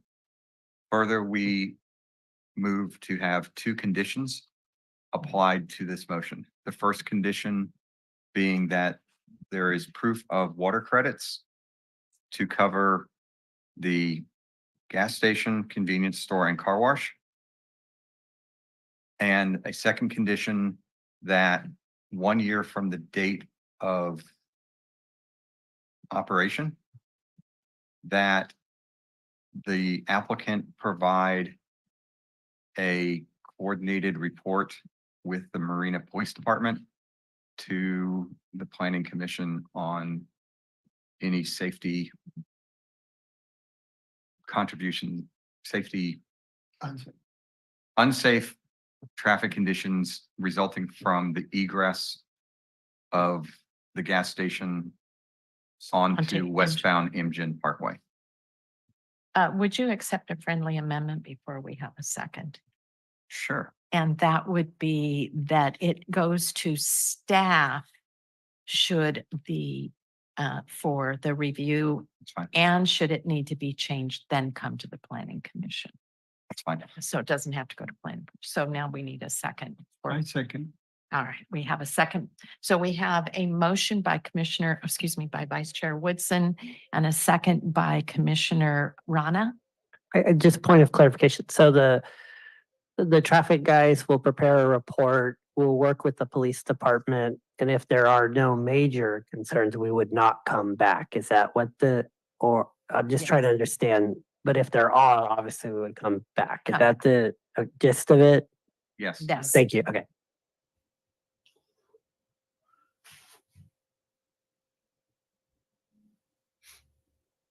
I think the only thing as I think about this more, I said Marina Police Department, I'm assuming because this is not considered the state road that CHP does not have jurisdiction over it, so that Marina Police Department is the correct jurisdiction for this. That's correct.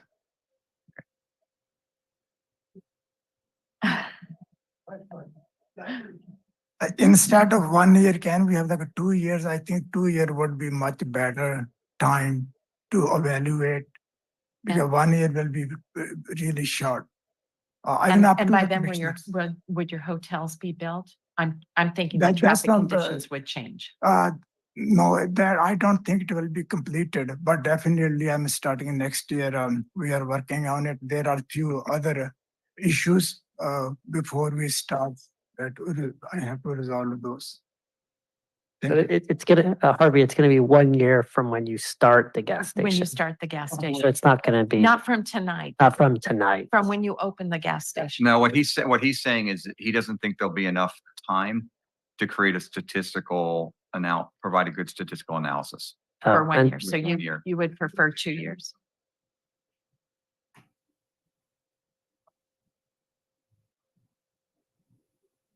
So, He's the business person. Do you have a problem? That's with up to the commission. so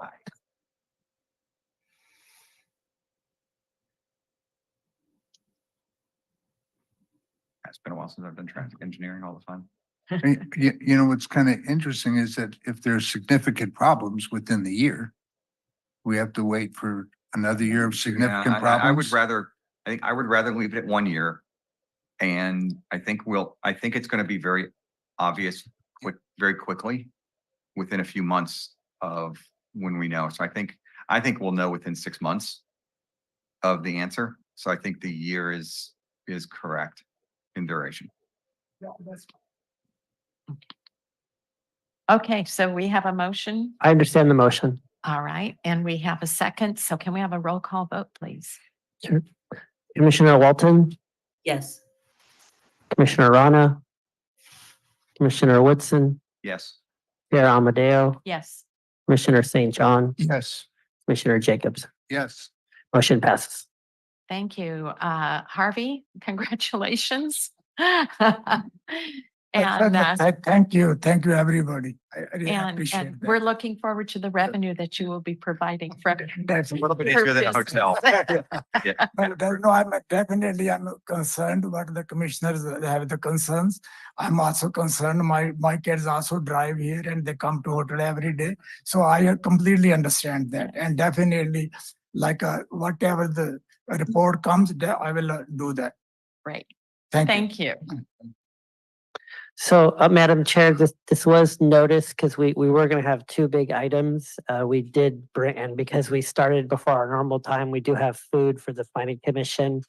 So it was noticed that we would take a break. Beginning at 7. But we can, obviously start now. Right, and then we could reopen again at 7:15. Okay, So- then we are going to take a brief recess so that the planning commission can have something to eat, and we will start again at 7:15.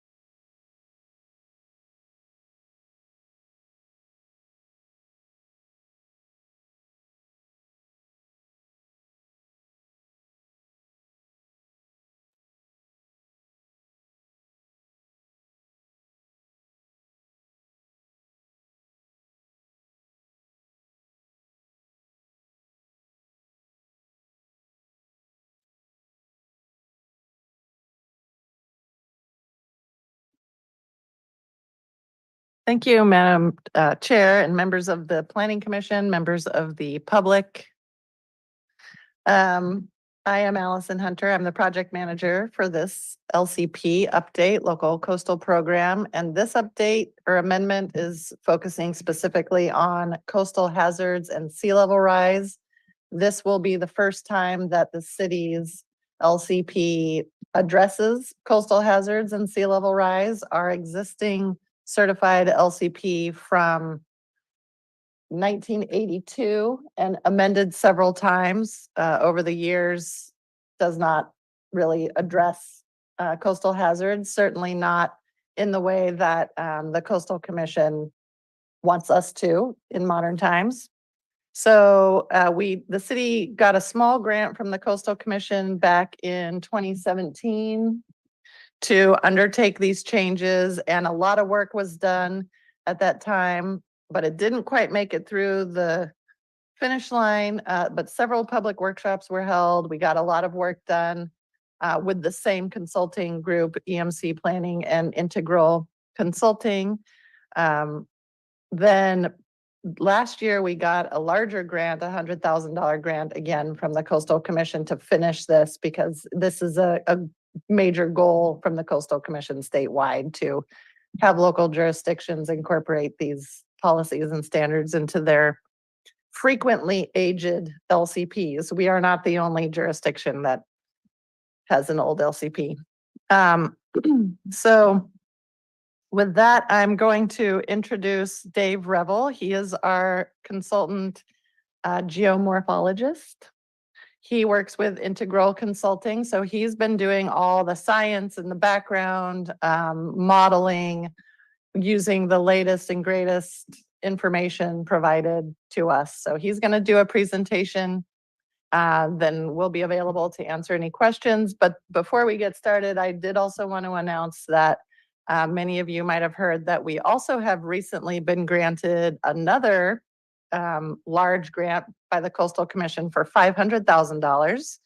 And we just this morning kicked off a comprehensive LCP update. So we will now, once this little piece gets wrapped up, we're going to embark on our full implementation plan and land use plan, which are components of the LCP. So yes, Dave Revel, and he'll introduce himself as he gets started, but we're really excited about all of this stuff going on in Marina. A lot of planning going on in Marina right now. So with that, I hand it over to Dave. Well, good evening, commissioners. My name is David Revel. I am a doctor of coastal geomorphology. I have been fortunate enough to be working with the city since 2017 on, and for much longer for the state, around the state of California, on trying to include sea level rise and coastal hazards into planning documents so that cities can continue to prepare for the future and be in a position to adapt as troubles and hazards become more apparent. So I'm going to jump into this presentation. Basically we started this project and, so a certified local coastal program is required under the California Coastal Act. Again, the marinas local, and what it does is it allows for the city to make discretionary decisions for development permits within the coastal zone. The LCP includes both a policy document, the land use plan, and an implementation plan, or the IP. So collectively, they're certified and it becomes the local coastal program, which is applied to the coastal zone boundary, which in Marina has a rather unique shape, and you'll see that in some maps later. So as Allison mentioned, it was first certified in 1982. There's been various amendments up through 2009, but nothing since then. In the Coastal Commission has issued multiple local coastal program guidances around sea level rise. The first was sort of hey, be prepared, planning for accelerated sea level rise along the California coast in 1989. They followed that up in 2015 with some guidelines on how to address sea level rise in local coastal programs. That was updated in 2018 with new science and providing more detailed levels of recommendation on how to integrate sea level rise and coastal hazards into those local coastal programs. So the current LCP does not consider sea level rise or any adaptation policies.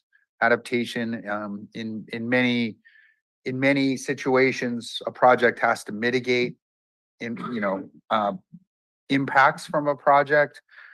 Adaptation is sort of mitigating the impacts of climate change and avoiding some of the suffering that will occur if we don't take more progressive actions. So again, we got about 85,000 in 2017 to 2020. And that scope of work included a vulnerability assessment, an adaptation planning step, and then some initial policy work. We got through a really good, successful planning commission, city council workshop in January of 2020. And we know what happened in March of 2020, and everything kind of stopped. There's a great article that in the LA Times, a woman named Rosanna Zia covered the story because it is a very progressive policy direction that the city has been taking. That same author just published a book on sea level rise and the California coast. And it's been very well received around the state. There's a link to it in the presentation if anybody wants to get the short of what we're doing here. And then again, we got that $100,000 again, as Allison mentioned. So here's where we are. We started public outreach and engagement after doing a lot of technical work through 2018 and into 2019. So we had a workshop on sea level rise, a workshop that led to an existing conditions and sea level rise issues report. We've developed vision, goals, and objectives, an adaptation plan report, and now we're up here with a local coastal program update. There's been five workshops. I didn't add the fifth one in here, but we are here at the Planning Commission recommendations. So our hope tonight is you will, provide any input and feedback on it, and make a recommendation for City Council adoption, hopefully in February, not fall.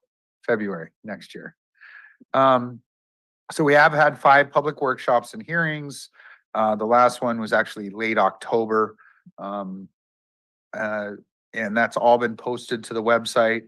Allison's been the main point of contact in this latest round. So this is sort of the workshops that were held. The Coastal Commission and the city are very, trying to be very transparent about all of this work. It's not coming out of left field. We introduced the planning effort and results of the background vulnerability assessment in 2019 in March. In June, we then made revisions based on the feedback and presented the vision and goals. These workshops were all public, kind of joint work sessions with the Planning Commission and the City Council. Workshop 3, we refined the goals, vision and goals, and started talking about adaptation alternatives. And in January 28th of 2020, we reviewed the policy development, discussed an opportunistic sand use program, which is one of the primary adaptation strategies that has been sort of being moved forward, and introduced some of the policy and implementation plan amendments. And then our last workshop in just a couple months ago in October, we reviewed those, which had included changes and feedback from the Coastal Commission, and then sort of presented a lot of the implementation strategies. So I'm going to summarize the vulnerability assessment. Basically, this, it's a much longer document, but this is the key takeaways. The first is that dune erosion is the biggest threat to the city of Marina. It may impact up to 50 acres of dunes, a beach water supply well, found on the beach at, Marina, State Beach, 4 buildings at the Marina Coast Water District, and portions of the Marina State Beach parking lot. That's under present conditions. Without any adaptation, with a foot of sea level rise, erosion could start to affect buildings at the Sanctuary Beach Resort, and the Marina State Beach restroom and co-located pump station could be impacted. With 2 feet of sea level rise, erosion could affect the entire parking lot at Marina State Beach, as well as access roads to the Sanctuary Beach Resort and the Marina Coast Water District. And then 5 feet of sea level rise, which was the worst, was the highest levels of sea level rise that we considered based on available coastal hazard modeling. Erosion could affect 150 acres of dune habitat, 26 buildings at the Sanctuary Beach Resort, and all of the Marina Coast Water District facility. We produced a series of maps like this, looking at a wide variety of different sectors important to the community. This just highlights the land use, structures, and parkland. You'll see in here that the color coding on the maps indicate the estimated timing or level of sea level rise that these impacts could occur. So with 5 feet of sea level rise, 22 parcels and 32 structures on 275 acres may be exposed to coastal erosion. We did do some targeted stakeholder outreach. Once we completed that vulnerability assessment, we talked directly with California State Parks, Sanctuary Beach Resort, the Marina Coast Water District, and more recently, the Monterey Peninsula Regional Parks District. One thing I wanted to add here is that when I did the coastal hazard modeling before this project started, we considered the effect of the cessation of sand mining. So stopping the mining of sand from the beach at the CEMEX site. And that's something that the city was paramount in stopping by declaring it a public nuisance. And that led to that settlement agreement, which has resulted in the stopping of sand mining. So sand mining is no longer occurring. And what was found in the science around the sand mining effort was that it was contributing to some of the highest erosion rates in the state of California. With that cessation of sand mining, we anticipate erosion rates to drop dramatically. In some cases, it was 6 to 8 feet per year. And that is anticipated to drop to around 1 or 2 to 2 feet. Different estimates vary, but we should see less annual erosion. These hazard maps consider the impact of sand mining stopping.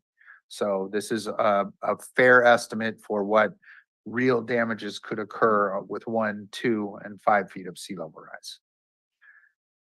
So adaptation is really trying to, so the goal here in approaching adaptation is to reduce erosion rates and not allow coastal armoring. There's a lot of different ways to stop hazards from occurring. Coastal erosion is a natural process that moves sand from dunes down onto beaches. It becomes a hazard when something is built in the way. So we're trying to avoid coastal hazards, not coastal erosion, but reducing coastal erosion reduces the hazards. So typically the approaches fall into sort of do nothing, protect, accommodate, or a manage retreat. And over time, probably some hybrid of all of those approaches, may occur. Under the protection, you can see this example here. This is Stillwell Hall, just down the coast here. That's the old Officers Club, and you can see that giant revetment that was reducing erosion. In 2002, that was removed, and coastal processes were allowed to continue. It eroded the beach, and within 3 years, you can see that there's now a beach that people can walk on, and came back. Within adaptation, there are project approaches, remove the seawall, put the seawall in, elevate structures, move structures back, and policy approaches. And that's the adaptation policy approaches is what we're trying to integrate into the LCP tonight and February. With every adaptation strategy, there are secondary impacts. And this is where a lot of confusion often comes in with members of the public. There's a construction cost. There's an escalating maintenance cost. There's an ecological impact. There's a recreational impact. There are effects on the views of the coast and the aesthetics of the coast. And all of these vary from approach to approach. But this concept is that, and one of the big ones that the city has been trying to avoid has been this impact that seawalls or revetments or hard coastal armoring structures destroy the beaches and the views. So, basically, once you build a structure, you can see in this diagram on the right here, the shorebirds and the clams and everything that lives on the beach starts to narrow. Development's protected, but over time, the beach is drowned without the ability to move inland in response to erosion. So one of the the preferred adaptation approach for sort of erosion hotspots that may occur was identified as the opportunistic sand use program. This program facilitates the placement of clean beach sand to offset sand losses. Sand losses could occur from sand mining or from other, erosion events where sand is pulled offshore and doesn't come back on shore in a quick manner. The sources of the sand that could be used include inland development, flood control projects, and harbor dredging. There's the city of Monterey has implemented an opportunistic sand use program and set up environmental documents and things that the city of Marina can build on. And by setting it up as a regional program, it best addresses erosion by allowing the stockpiling of clean beach compatible sediments to be placed at specific erosion hotspots or locations of concern. So this opportunistic sand use program is a component, and getting that ready for action is a component of this subsequent grant that was just kicked off this morning. So there'll be more work and information coming on this, but this program has been implemented by the city of Monterey. And so there's a lot of leveraging of environmental documents and scientific findings for across the region. And that included places like the end of Reservation Road where placement of sand could occur. The city, when we work through this over the coming next couple of years, we can identify if there's other locations or how we want to do that. So more on that will be coming. Basically, so I wanted to just kind of back up and say what happened since January 2020. The Coastal Commission reviewed the draft policies and standards and provided their feedback. Those comments were incorporated into the draft land use plan and implementation plan. There was a new tribal consultation conducted as required by AB 52. A social vulnerability assessment was also prepared, and then the draft amendments were refined with all of this new information with the public workshops and now the adoption hearings. So the social vulnerability assessment really looked at sort of the history of Marina and what the value, sort of what the importance of the beach and coastal access means. Really, the city has changed from a Fort Ord residential community, which declined through 2000 with redevelopment and CSUMB, more diverse affordable housing, significant visitor serving development with 3 hotels and an RV park. Marina has the highest diversity index in Monterey County, a mix of Asian, Black, and Latinx, with 1/3 of the population identified as low income. Beach access and parking are crucial to maintain. Oceanfront parking is critical for the disabled to view the ocean, and parking is at a premium during busy times, especially at the Marina State Beach. There's 8 coastal access points within the city. Only 10% of them are within a half mile of the coast, meaning that it's not an easy access in many of them. And that's a beautiful thing if you want some quiet solitude time to wander around and feel nature along the coast, and rare in the California coast to have dune access like that. But it is challenging for a lot of the diversity and populations. So the main parking at Reservation Road has about 50 spots, and the Fort Ord State Park just outside of the city limit to the south has 80 spots. The CEMEX site, which is identified under the settlement agreement to provide coastal access, that future is still uncertain, and we hope that it becomes more certain over the next couple years as we're updating the entire LCP. So the vision and the mission and vision statement, the vision that was identified and worked through through the public workshops. City of Marina is a vibrant, sustainable coastal town and is committed to protecting and preserving its unique natural coastline and its other valued coastal resources, including accessible beaches, visual quality, groundwater, beach and dune habitat, and diverse populations of plants and wildlife, into perpetuity to support a local economy and community identity based on coastal tourism, recreation, and natural habitats.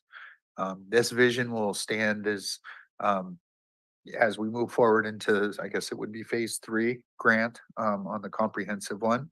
And the mission statement is that Marina is a leader in improving coastal resiliency, responding to climate change impacts, and adapting to sea level rise and identified coastal hazard risks in a way that protects both its coastal resources and public safety and welfare. The policies and implementation language before you tonight stands as one of the more progressive set of policies in the state, and will really show that Marina is a leader in protecting its natural coastline to maintain these visions and missions. So this local coastal program update is only focused on coastal hazards and sea level rise. It's been prepared with input from the citizens, planning commission, city council, various stakeholders, affected stakeholders, I would say, to focus that a little further. Coastal Commission staff and Charles Lester, the former director of the Coastal Commission, has also provided his input on these as we were developing them.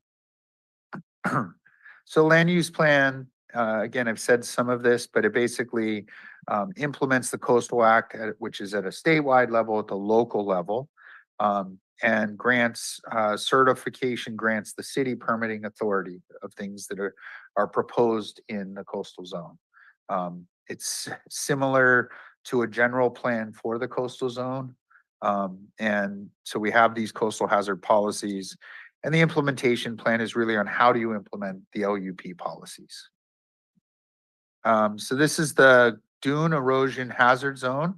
This is one of the maps one of the key maps that will be in the LCP, which identifies where, what areas are subject to certain requirements for reporting if development is proposed or things are proposed for redevelopment. So are there any questions on kind of where we've been before I dive into the hazard policies? I guess that's a good question. I'll take a pause. I think, Guido, this is, before it just kind of dawned on me. Makes sense that the mission statement would change with each of these documents as we build these, but that the vision statement should probably stay the same across. I'm just kind of curious because we just got done doing the review of general plan, and we have vision and mission there, and we had a long discussion about that. And as I look at this, I start thinking at the high level, the vision is our kind of strategic way ahead. That should probably be consistent across all these different plans. This isn't necessarily specific to this, It was more just kind of a general comment.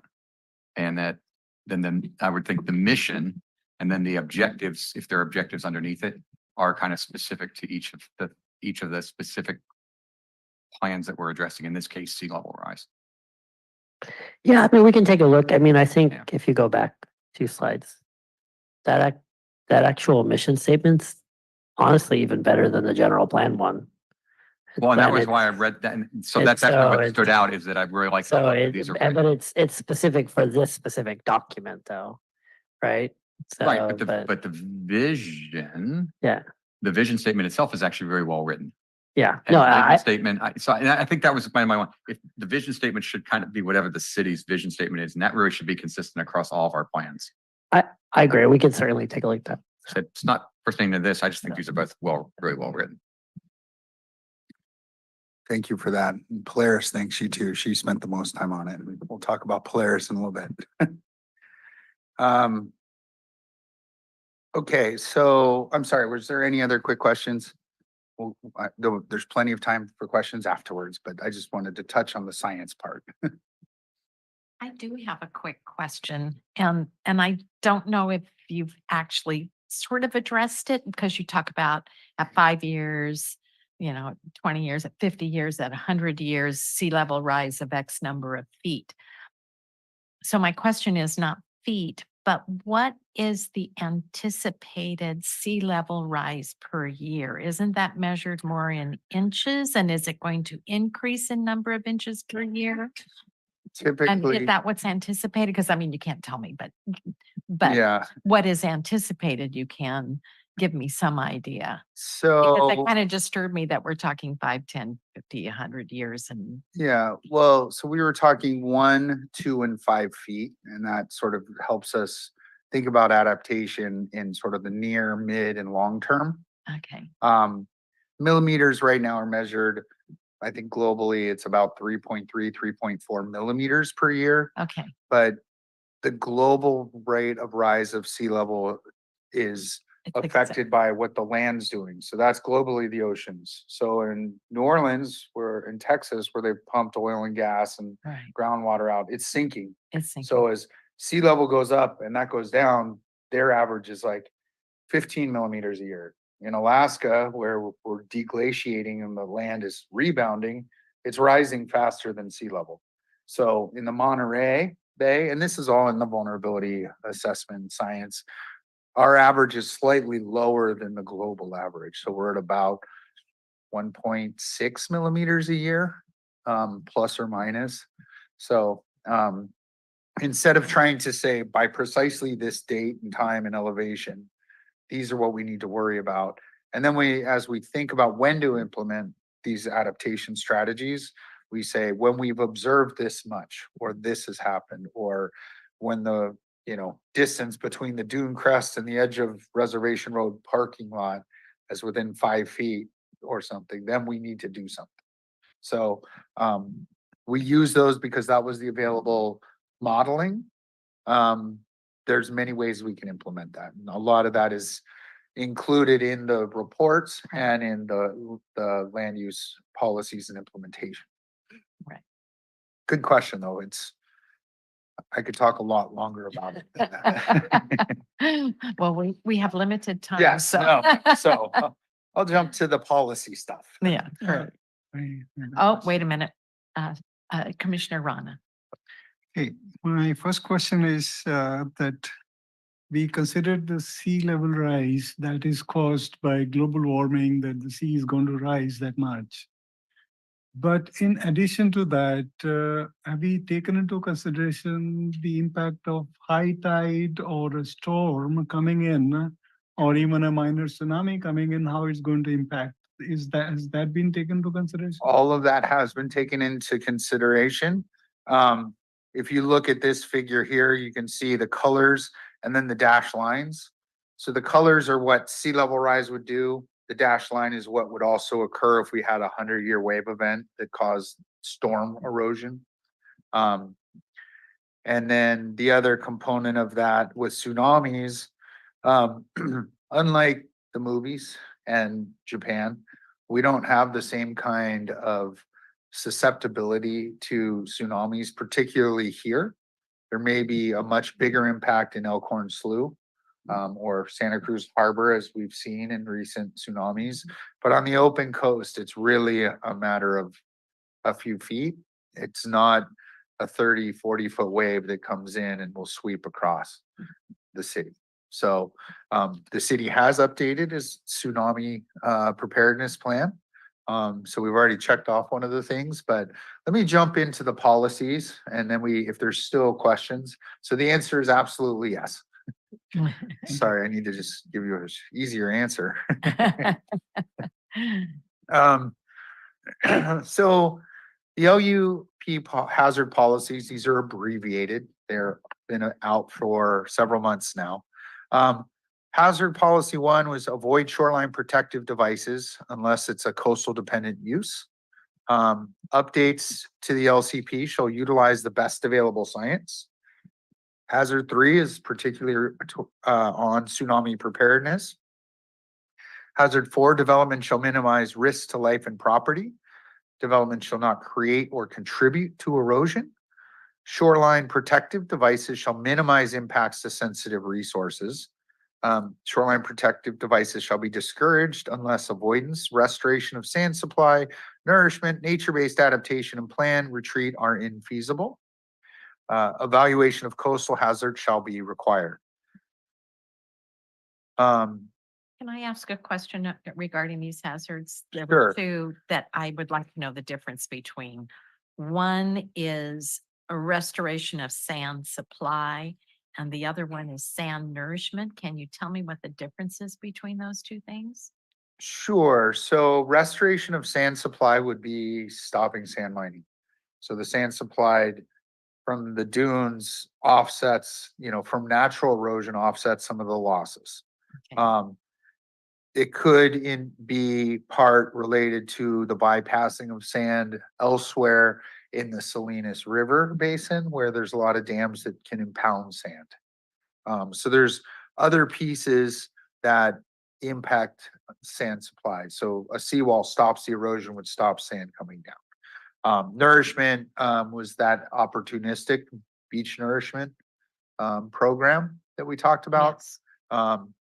If you're familiar with the East Coast, there's often these huge, massive beach nourishments.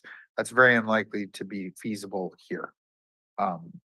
So hopefully that helps explain that. Yes. it does. Again, I Thank think you. in trying to paraphrase, you often miss a lot of the details. But feel free to keep asking as we go. Yeah.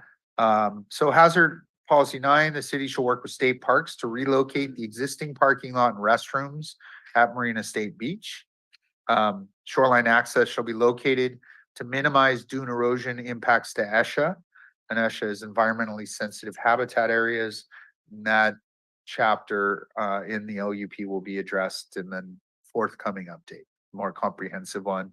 And we'll have to make sure that these policies align with other policies that we work through in the coming years. But it's really important before any new development or anything else happens that we get these more protective policies in place, because right now Marina doesn't have any of these kinds of policies in this level of detail. So no new development will be allowed in the dune erosion hazard area. That's that map that I showed you. This coastal hazard dune erosion map shall be updated every 10 years, or at least reviewed. The city shall seek funding from the State Coastal Conservancy and other locations to monitor relocation triggers for existing development within the coastal hazard dune erosion map area. And the triggers are that, it could be time, sea level rise, the distance between the parking lot and the dune crest. Those are all types of triggers that they're sort of called out. The siting of new development adjacent to dunes shall consider sea level rise and future landward migration of the dunes. Cities shall prioritize using soft or natural methods for protection, like the opportunistic sand placement. There's some others. Shall prioritize managed retreat where feasible. Real estate disclosures attached to parcels potentially affected by the coastal hazard dune erosion. So This is a way to tell anybody who's thinking of purchasing or a property in that area that this could be affected by coastal hazards in the future, and, buyer beware.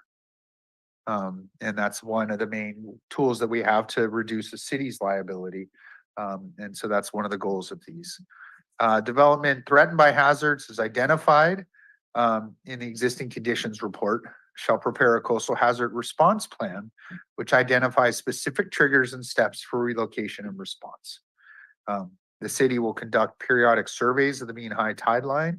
That doesn't mean that we're all out there with a licensed surveyor. There's ways to do that with remote sensing technologies that are done, periodically by federal research agencies, by CSUMB, by others. So that's not a high cost item. And the city shall avoid the siting of facilities in areas subject to coastal hazard and areas vulnerable to seawater intrusion, prioritize the cleanup or relocation of existing facilities in areas subject to coastal hazards, and work to advance buffering measures like wetland and vernal pool restoration. So those are sort of the higher level policies, and then we get into sort of the implementation. How do we actually take those policies and evaluate those policies when a coastal development permit comes in, or the city's developing new plans? So the hazard evaluation update every 10 years. Update the City of Marina Tsunami Incident Response Plan. That was completed in October, I believe. Yeah, a couple months ago, so already done. Continue to work with Marina Coast Water District and state parks to identify adaptation strategies to avoid dune erosion and support removal of the old wastewater treatment facility and relocation of the parking lot and restroom. Participate in the opportunistic beach nourishment program, specifies the requirements for sea level rise reporting. If there is something proposed, they have to prepare a sea level rise specific report. And that sort of the implementation identifies what needs to be in that report. Enhanced trail and pedestrian access.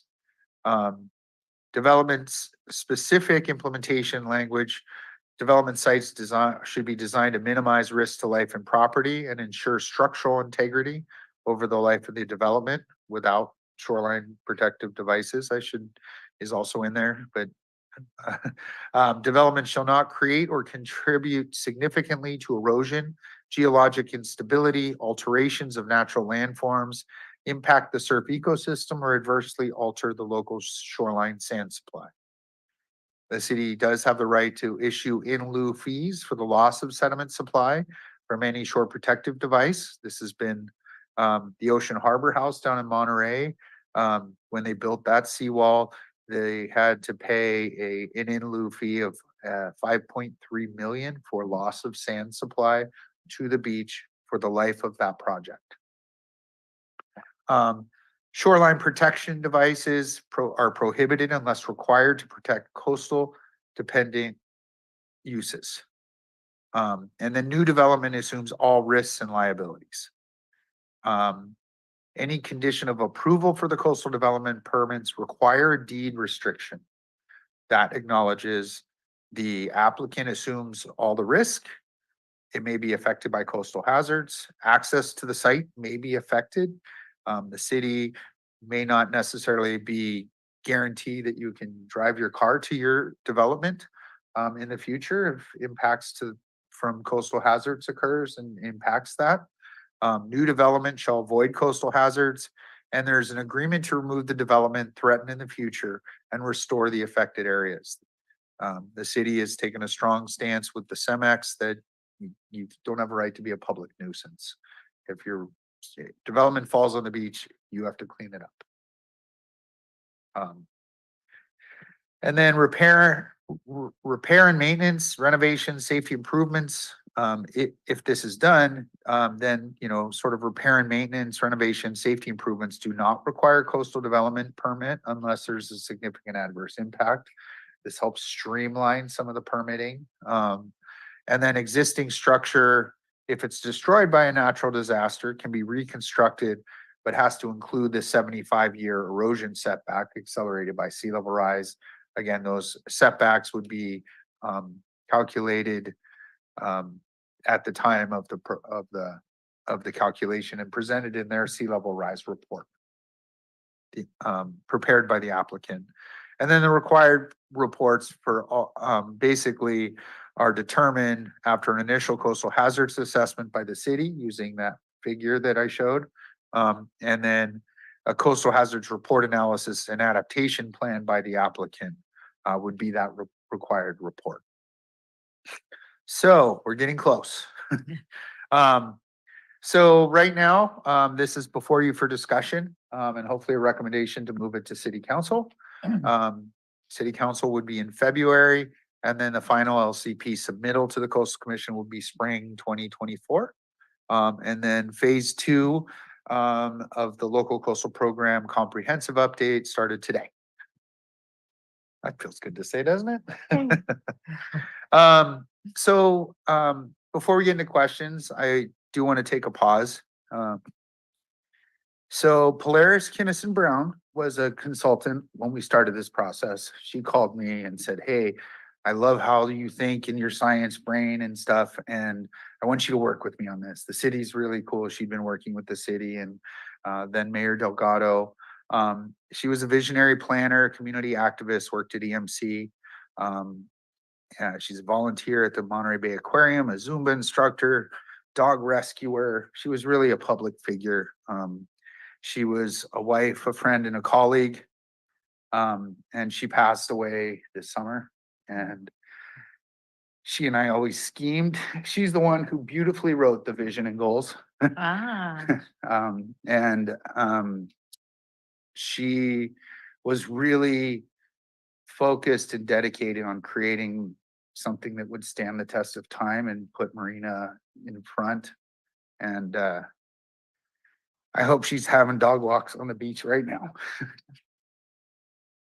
So one other thing that as we've gone through this process and kind of checked and double checked, there's one revision that I would suggest or make a, ask you to consider adding into this before forwarding to council. And that is right now under the definitions, we do not have a definition for existing development.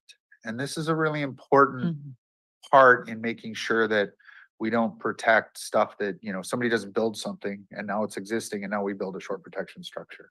So this is what the Coastal Commission has really been doing around the state and really trying. Marina can really help bolster this, and another LCP is using this. But an existing structure means a structure lawfully in existence prior to the effective date of the Coastal Act, January 1st, 1977, that has not been redeveloped since. If it's been redeveloped, then it is automatically a new development and not eligible. right. So I would ask you for that. And with that, I'm happy to answer other questions. Thank you. All right. We already have a light on, so Commissioner Rana.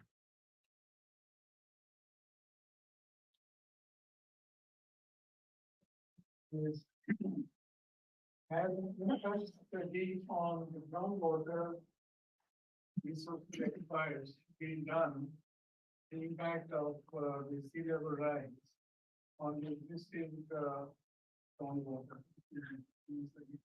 Yeah. So the question was about how sea level rise may affect existing groundwater conditions. So we did look at that.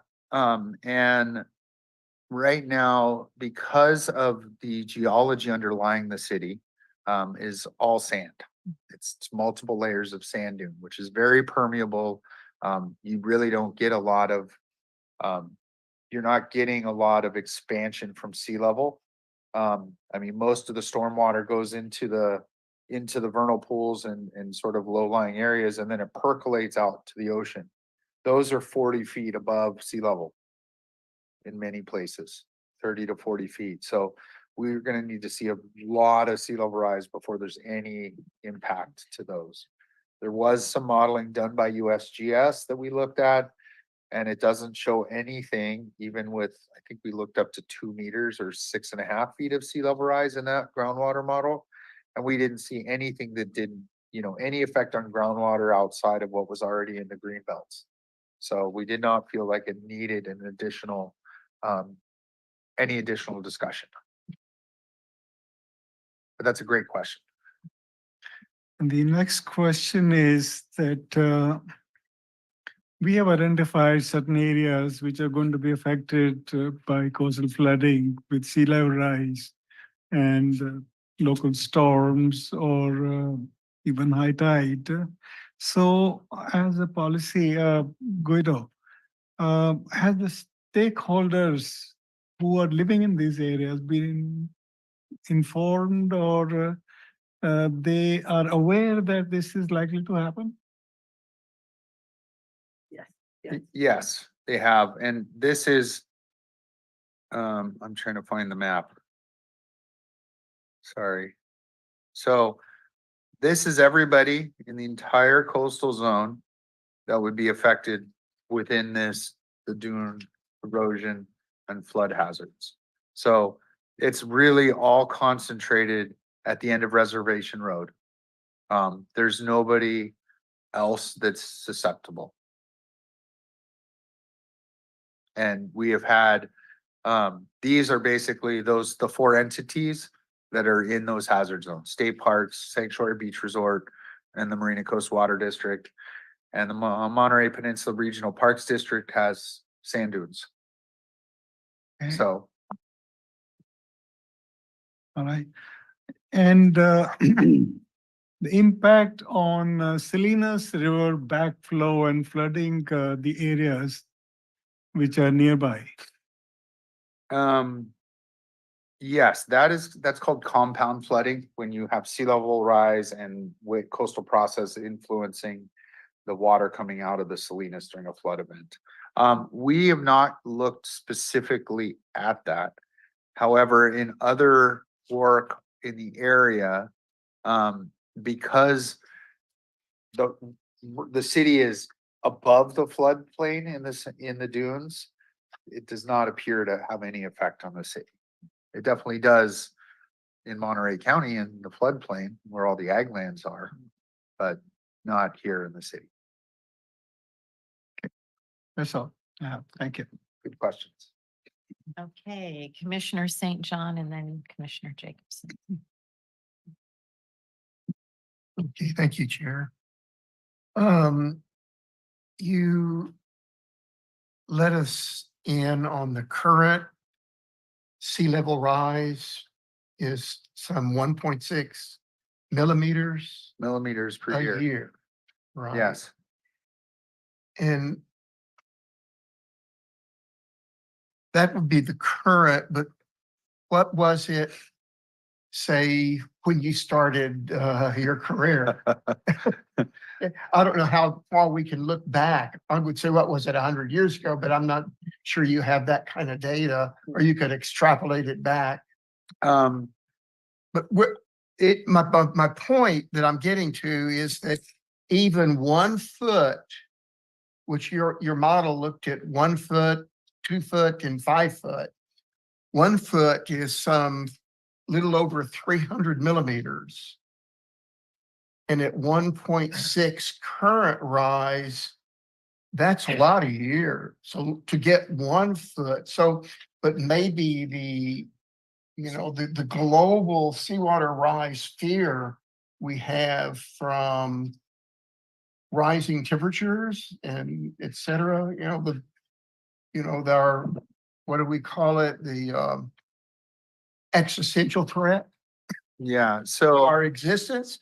It's using the 1.6 is not So- in any of our lifetime. well, I agree that if nothing changes, then we're having this conversation prematurely.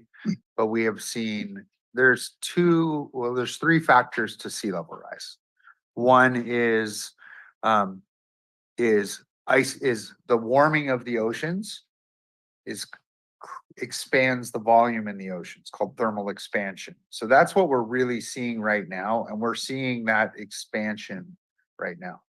And El Nino is a good example at a annual scale, almost, where a warming of the oceans can expand water up to a foot above predicted tide elevations. That we've observed many, many times. So the warming of the ocean waters is one component of sea level rise. Two is the melting of the glaciers, both the mountain glaciers and the ice caps. That is being documented at an ever increasing rate. And so that, if all the ice melts and expands, we could see up to about 200 feet of sea level rise. That's not going to happen in a day or a year, but what we're seeing is that, and then the other third component is what I mentioned, is the relative global average and the local land changes.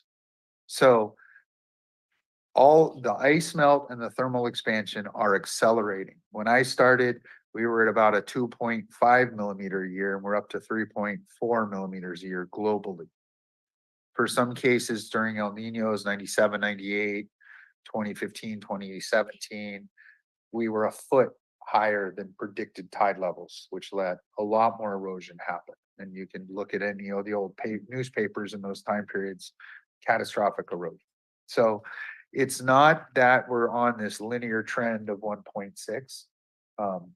That data set is from the Monterey Harbor, which is only 60 years of data. We have 120 years of data that show we've observed since then about 8 inches of sea level rise in San Francisco, and it's accelerating.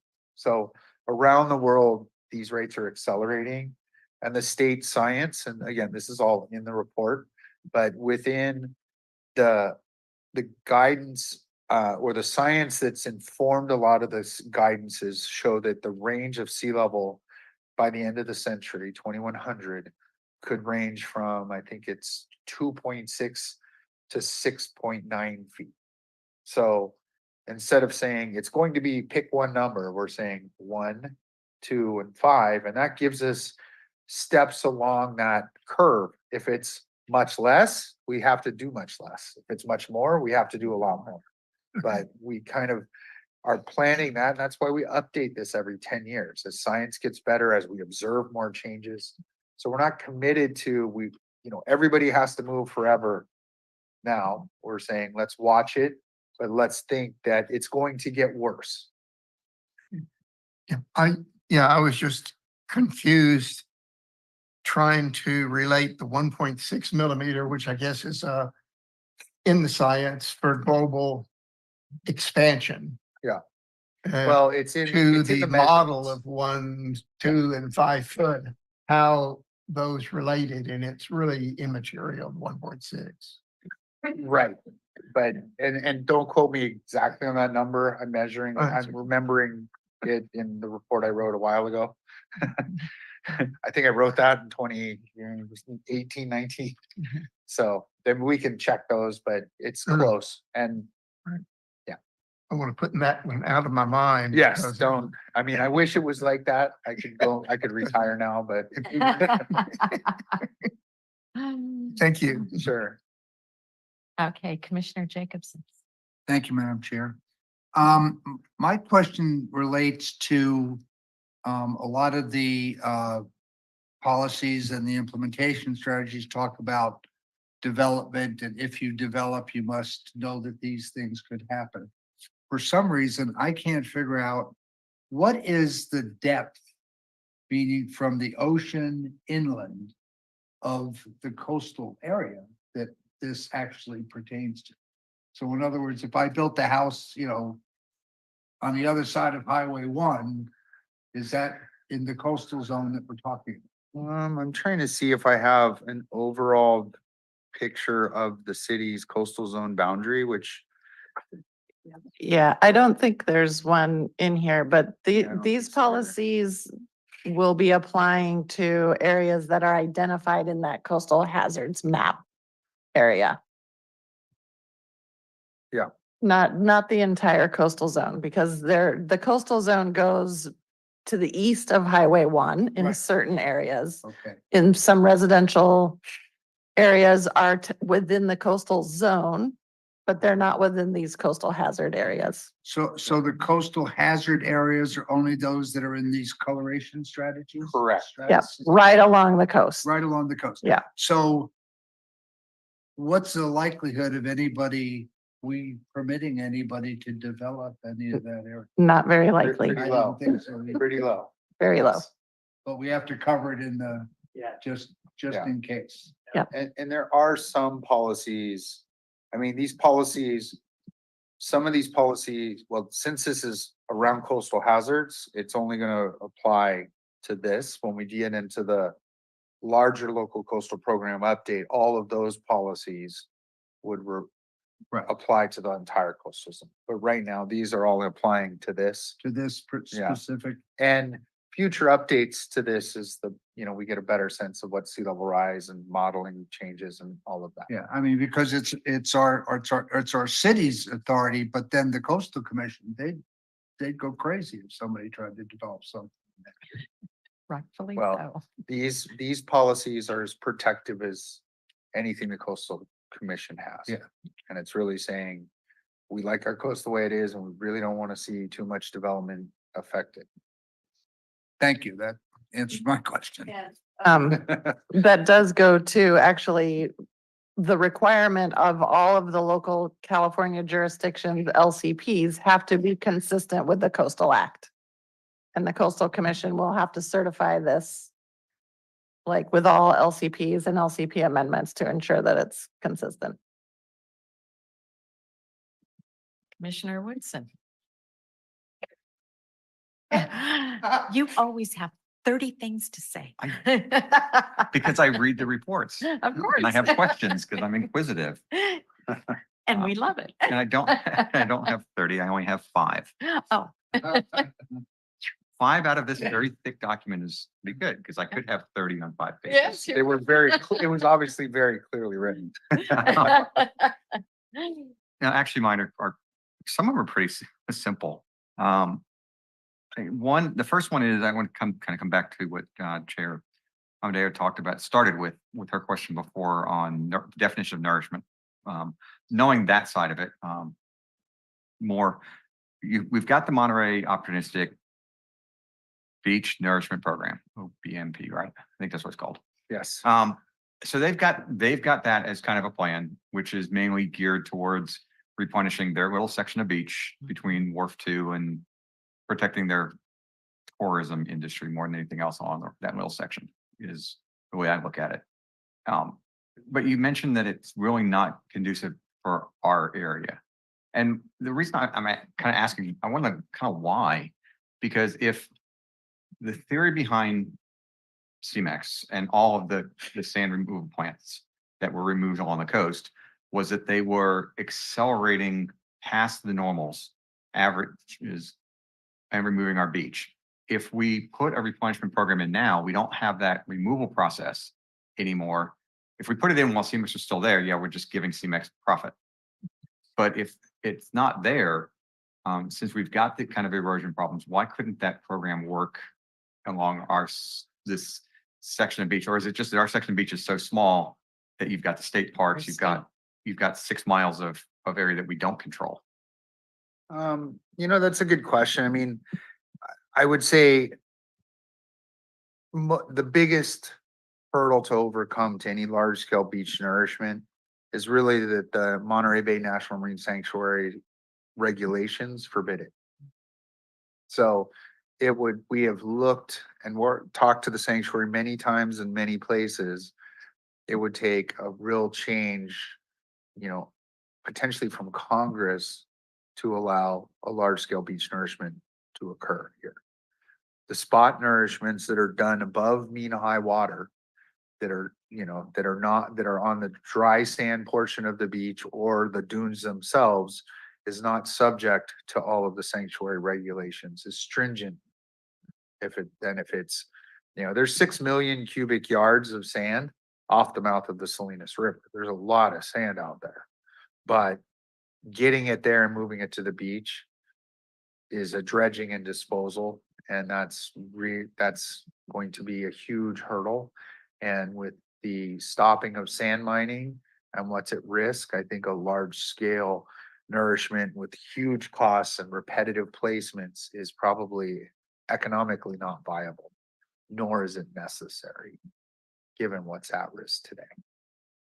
I mean, not Now, if necessarily you go down to Monterey and La Playa Townhomes, they may beg to differ. But for the city of Marina, Yeah. I would say probably not. But then I could, like I said, the reason I raise this, because like the flip side of the argument is that, you know, when I moved here 17 years ago, 16 years ago, the beach at Marina State Beach went out 15, 20 feet further than it Further. is now. Yeah. And that erosion that existed really didn't exist at the time. So there's been significant erosion. Some of it's storm related. A lot of it is storm related. Yeah. On the beach. But a lot of it was also driven by CMEX that there was no replenishment system. So is there the concept, and this is me not knowing the answer. Now that CMEX is gone, does the normal process of in this area of the bay, pulling this, I'm assuming pulling the sand off of where the Salinas River comes out, will that then get pulled down and slowly naturally replenish our beaches? The sand supply comes from two places here. One is deposition from the Salinas River. And it really depends on what way the waves and winds are coming when it's really flooding, which is when most of the sand is transported. If it's all south winds and, you know, kind of west waves, then a lot of that sand moves north and doesn't come down here. If we do have north waves and, you know, not strong south currents, south to north currents, but then that replenishes the beaches down here. The big erosion events when they impact the dunes, that brings sand down as well. So the two sources of sand are Salinas River and dune erosion. And so stopping the erosion caused by sand mining allows those two processes to kind of go the way they're going to go. Thanks. I just, because that was more for education. The second one that I have is, it's not part of our area, Guido, because it's south, but you've got basically from 9th Avenue down, you've got this Marina State Beach Park, which is kind of another one of those weird areas it really covers the coastal boundary of Marina, but Marina doesn't have control over it. So from a development perspective, if you're meeting with the state, I mean, that's new development because they're supposed to put in a new RV park and everything else that they're planning on going in there. How would that end up would that have any effect on us down the road? Or is that, hey, that belongs to the state, so we really have no capability to influence that? Yeah, that's definitely state jurisdiction. It's the land is in the county land use jurisdiction, but it is state parks property. State parks has a lot of permitting authority, but not coastal permitting authority. So if they want to build restrooms, for example, they can create the design and build their own restrooms, but if those restrooms require a coastal development permit, they have to go through the county. That is the land use authority for coastal permits. But they definitely would not be coming to us for No, I was any just trying to think of coastal. how it would impact the areas from a developmental, because and this kind of leads to my next question, maybe I should ask the next one first, which is, if I look at avenues for flooding or sea level rise and the effects of it, water travels from high to low. It's just kind of a gravity thing. And so if we're looking at, not now, we're looking at the 60-year mark out from here, and we're looking at the 5-foot worst case probabilities, then we have two areas that impact. The first one is Marina State Park, because it's uphill, it goes downhill, it goes down underneath Highway 1. So you've got a open route for water flow and into that area of Marina proper. But then, and the reason I bring up Marina State Beach is you also have the underpass and you have the road system there that now opens up an avenue for water flow that affects that area on backside of where the dunes in our area that is Marina property right there. And so that, to me, the first part of it, Marina State Beach, yeah, we have control of it. That's all part of Marina land. This part, though, it has to go through the state or the county here in this case. And how do we, do we just trust that we're gonna have a nice relationship and the county's gonna listen to us and take our considerations? I mean, how do we influence that discussion? Yeah, that is an interesting discussion that I don't think we looked at as part of this, but we will take notes as part of the big comprehensive.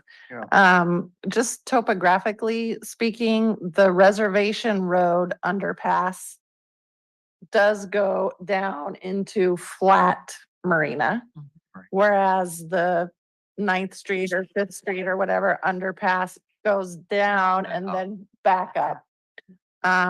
Just as a, general eyeballing of things Yep. in my observation. So there would be that. But yeah, we'll make note of when we're studying this again and when we're taking this into the bigger adoption of the big LCP. We'll look a little bit further into that. I mean, I think that's gonna be something that would be addressed in one of the, down the road in one of the 10-year updates of the coastal hazards evaluations. That's fine. I think it's more just to highlight it that it's there. You're right. Yeah, It could be just, yeah. it's a deferred decision point. Yeah. And trigger. Yeah. So, okay, so next one, nurse program work here, you talked about that. So this is more, I'm assuming the answer here. So on page 3-4, show that I actually dug into this report. Page 3-4, there's table 3-1, which is California's 4th climate assessment program table. And then the 4th row of that is wildfires. I'm assuming you're just pulling the table directly out of their report and you just didn't want to modify the table. How would wildfires affect this at all? So these are results. There's a state website called CalAdapt, which Right. Basically statewide leaders in the science of climate modeling have all projected future trends related to various key climatic variables. Right. Wildfire shows sort of, a mild increase or sorry, a slight decrease in wildfire potential. It is not significant. We are now on the 5th climate change assessment, which was, as many things, is delayed being released. It was supposed to be released this summer, and now it's maybe this fall, and now we're into winter. Well, I guess we have 6 more days of fall, so we can be hopeful. I would say that this is probably not, when I look at the variance between the historic and these future projections, I don't see much to be alarmed about. No, I think it was more, you go through and then you address each of those in description. So temperature, precipitation, all the other ones I can see directly tying back to sea level rise. Yeah. The wildfire one seemed like it was an anomaly to the system, that it really doesn't have to, it doesn't affect sea level rise. So but it was there, so we then just wrote a paragraph. Yeah, That basically said, well, it doesn't really apply. I just wanted to Yes. see if I understood that correctly. that for Marina, yes. In other jurisdictions like That's fine. Yeah, like Montecito, where you I'm have one a of the- fire flood event. Right, oh, You absolutely. get all kinds of sediment coming down, so it's just in my brain of, sand comes from the watersheds, so potentially it could affect sediment yield from the Salinas River as well, way farther inland. That would be the one link I would say that may have some relevance. But I agree, it's not very relevant. We could take it out. No, it's fine. To your point, Yeah. denuded areas and land left over and from Yes. fire scars definitely have erosion potentials and massive erosion potentials in some areas. So I understood it. It was just, I just wanted to make sure if I was Yeah. not missing something in it. No, Um, that was very instinctive. This is why she doesn't like me asking questions. He's reading through his notes. I am. Like, oh, can I answer this without looking at it? No, I can't. The next one I have, and it's maybe part of implementation plans, is as we move, I'm assuming as we move forward into the implementation side, that given our focus on protecting endangered species and protected species. For example, our snowy plover, which has been driving a lot of our a lot of our issues here. On a number of things. Does that, when we get to the implementation part of this, do we start addressing how do we address our wildlife and our other programs? That's part of the comprehensive update when we get into ESHA and sensitive habitat and species policies. We did start to go down the path and it gets complicated really quickly. So we instead backed up and said, we need a lot more time and, sort of budget to really address those and weave in protection of environmentally sensitive habitats and species into coastal hazard policies, into, all of the different other aspects of the LCP. So coming within the next 3 years, we will have much more talk about those because some of the adaptation strategies may or may not be viable based on what happens with sensitive habitats. Dunes are sensitive habitat species. If we're moving a parking lot back, that's into dunes. So there's complexities that are going to take a lot more coordination, both with the city and with other entities to come up with sound policies that can be used.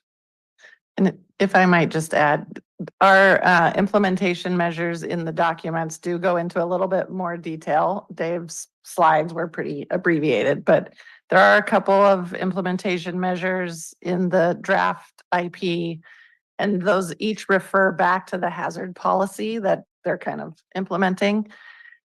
But it's interesting that you bring that up because we did talk with coastal staff about this very thing.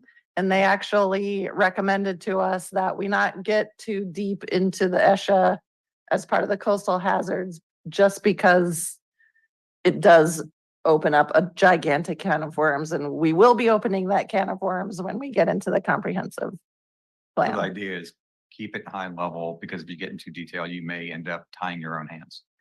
Well, So- yes, but also even adaptation measures we undertake still cannot adversely affect sensitive habitat. So, it's finding that balance between, we're trying to implement these coastal hazards measures, but there are also these other coastal act policies that we have to we can't just, we're doing adaptation, we're just gonna run pell-mell over the plover and all the other ESHA out there, So, Well, only after Bruce leaves office. Sorry. That is not case because I know Bruce is at that point, his ears are perked up and he's listening to me. so yeah, So, duly noted on the ESHA, but we will definitely be digging very deeply. And into that that. coordination with the other agencies is going to be important because if State Parks wants to relocate, they're doing a lot of dune restoration. There's no sense trying to restore something that then we're going to move a parking lot over. So there's a lot of coordination with them, CDFW and Fish and Wildlife Service, US, and yes. So we said later. No, that's fine. I mean, there's more than enough to chew off and read here. Yes, good. So thank you very much. That's it. Yeah. Okay, he asked part of my question, and that was about soil or sand replenishment. And because I agreed with him, the sand plant is now gone. It took away much of our sand and moved it elsewhere. And with it gone, would we get some of our sand back as part of the replenishment process? But the other thing I was curious about, our sand plant negatively impacted Monterey and Seaside, and they put in those seawalls to protect the condos and the Monterey Beach Hotel. My understanding is that those seawalls get undermined at some point. And sand just doesn't just go down the coast. It can, depending upon how the currents are running, time of year and all that, come back up the coast. If those seawalls were gone, would that also contribute, or could that contribute to the replenishment of the sand in our coastal area? Right now, I think, sand moves not just right along the dry sand beach, but Right. offshore and onshore. There's not any seawall that, the worst hindrance was probably Stillwell Hall and that revetment. Yeah. That's gone. I think that, you know, and I know there's some plans within Sand City to address some of the other stuff, you know, kind of in the works. How far out and what, you know, that will take, I don't know. But, I don't think that's affecting the supply of sand right now. But as those things come out, the dune erosion that could occur there, hence the, you know, the mitigation or the in lieu fee charged to the Ocean Harbor House, Mhm. that, you know, that would come into play. I, I, Now- I ask you, you've got the pictures from 1972 and 2019. Yeah. I have a friend who moved here in 1962, and she would take her children down to Marina Beach, and it was a gentle slope to the water. And now it amazes me that people walk down to the water at all. I can't climb Mhm. back up, so that's why I'm amazed. So that's why I was asking this question about replenishment, because that would also help in terms of protection of the dunes and the habitat on the dunes if that sand level went from this kind of a slope to this kind of a slope. Absolutely. And I'm wondering what kind of measures can be taken naturally that would help that process. Well, naturally, I think the best thing that can happen is that the sand mining is stopped. And the more the Salinas River flows and floods, the more sediment is brought in, the more dune erosion that happens, we get more sand to the beach. But without as much sand being taken off the beach, we're gonna start seeing more natural erosion rates unaffected by the sand mining.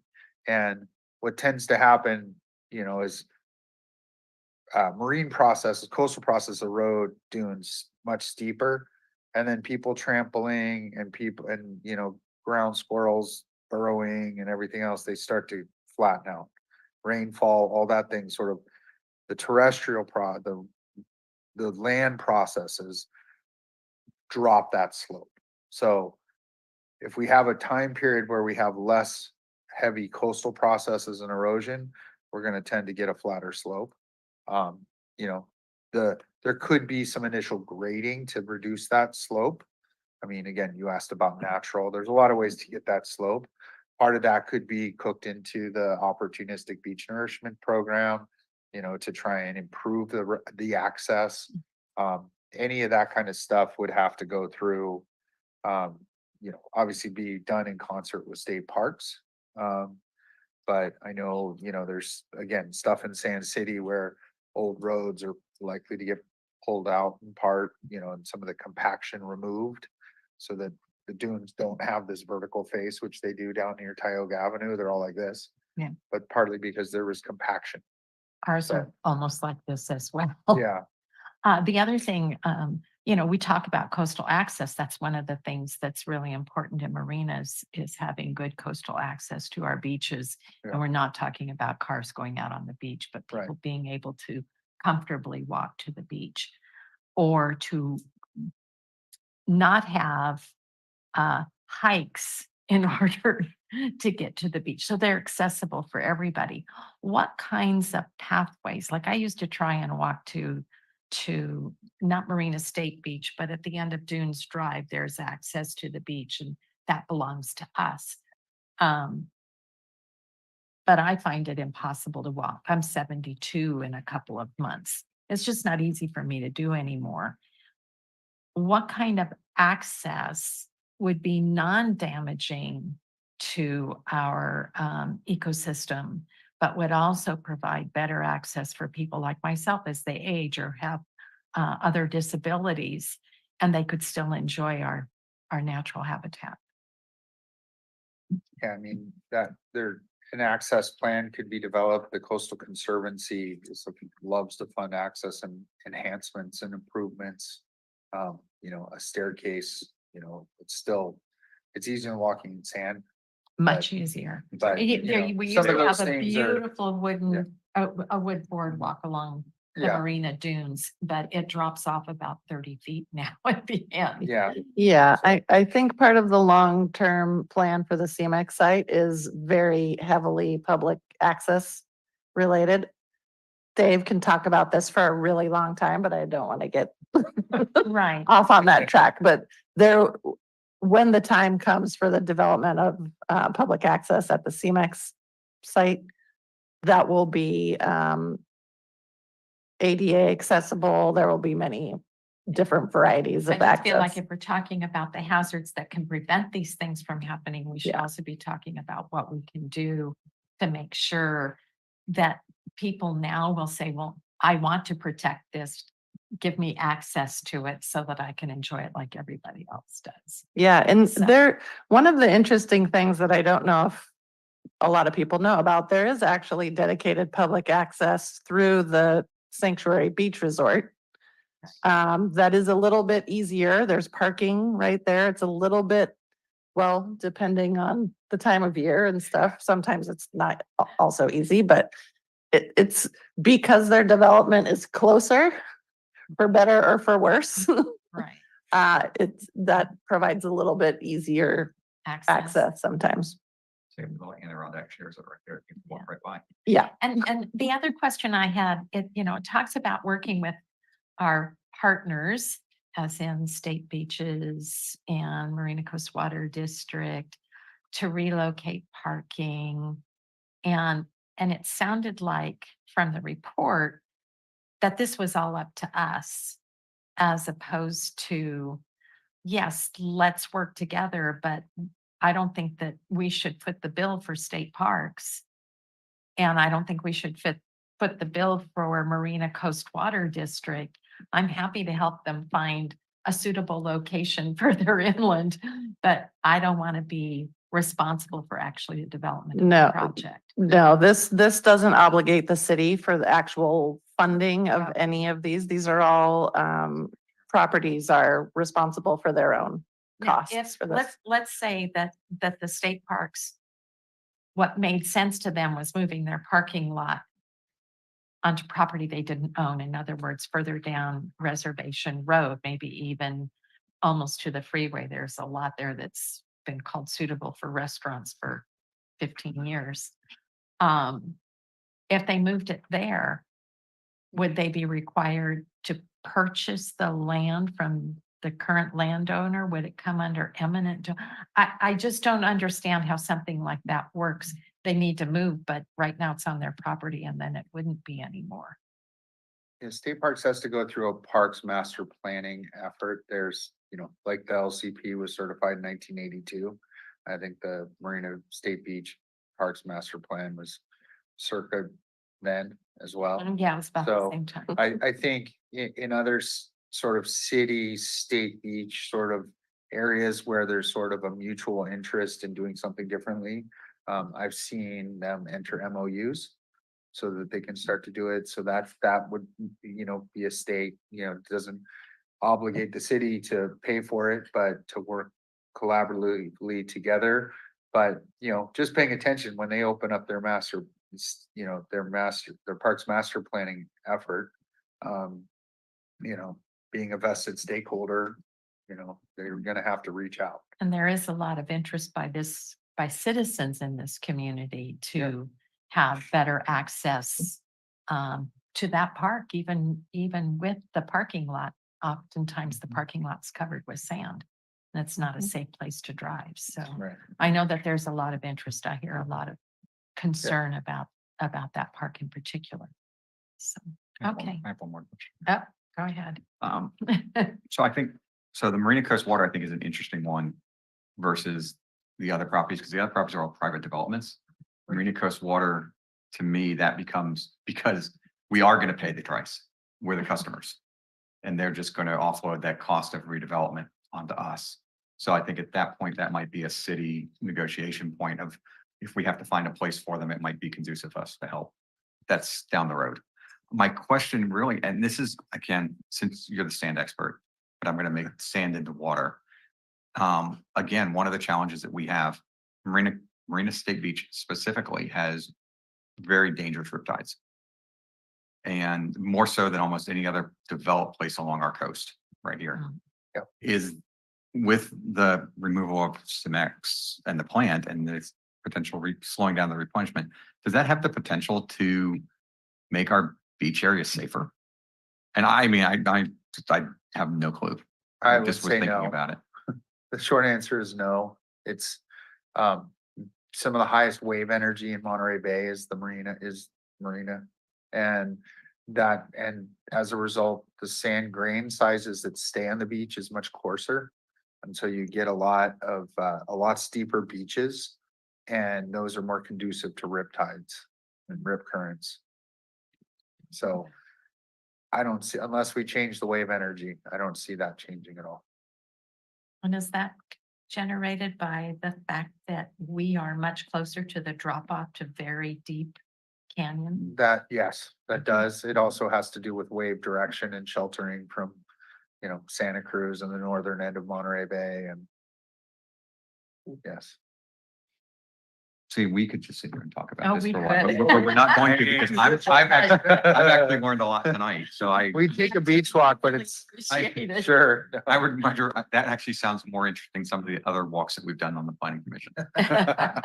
So, thank you very much. Yeah. I'm always happy to do beach walks. Dave, I really do appreciate the time that you've spent with us tonight, answering our questions and putting up with some of our No, I, off topic. yeah, you do. And I would hope that you also add this, I think, in there too. That's why I keep moving it up. Yeah. Please. Ready to make a motion, please do include this definition of I did the last one. existing. So, Oh, well, somebody else. come on, they want a definition, come on. I don't make motions. Okay. You're gonna do it? Make a Okay. We don't have a prepared. Yes, we do. In is here, there adding is the this prepared motion. Just by adding. Yeah, that's it. I don't know if it's, no, it's actually, it's in the in agenda. this, it's in the agenda. Oh, yeah. Sorry. So the motion's on your staff report and then we're just adding this definition. Yes. So And so that would be the amendment language would be what's written on the screen. I'm looking for it.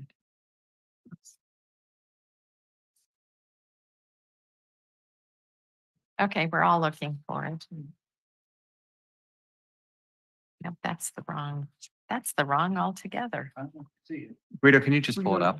Yeah, just pull Sure. it up on the See. screen. Do you 'cause we're have a gonna spend- motion He pre-prepared? does. He does. He does. yes. I'll just pull up the packet. Yeah, it's Yeah. it's the bold underlined title of your staff report. It's not as nicely written as we like to provide for you this time, See, but now I've got a mess here, so I couldn't, I can't find it anywhere because I You have a get- mess. Could you guys see it now? Yes, Okay. it's very big. And then There- just oh, adding the my definition, goodness. and then And then I can adding the definition of just get up structure more slides. Adding the definition, I'm sorry, the definition of of an existing structure. an existing structure. Okay. Okay, So it's really just, we started adopt, right? okay.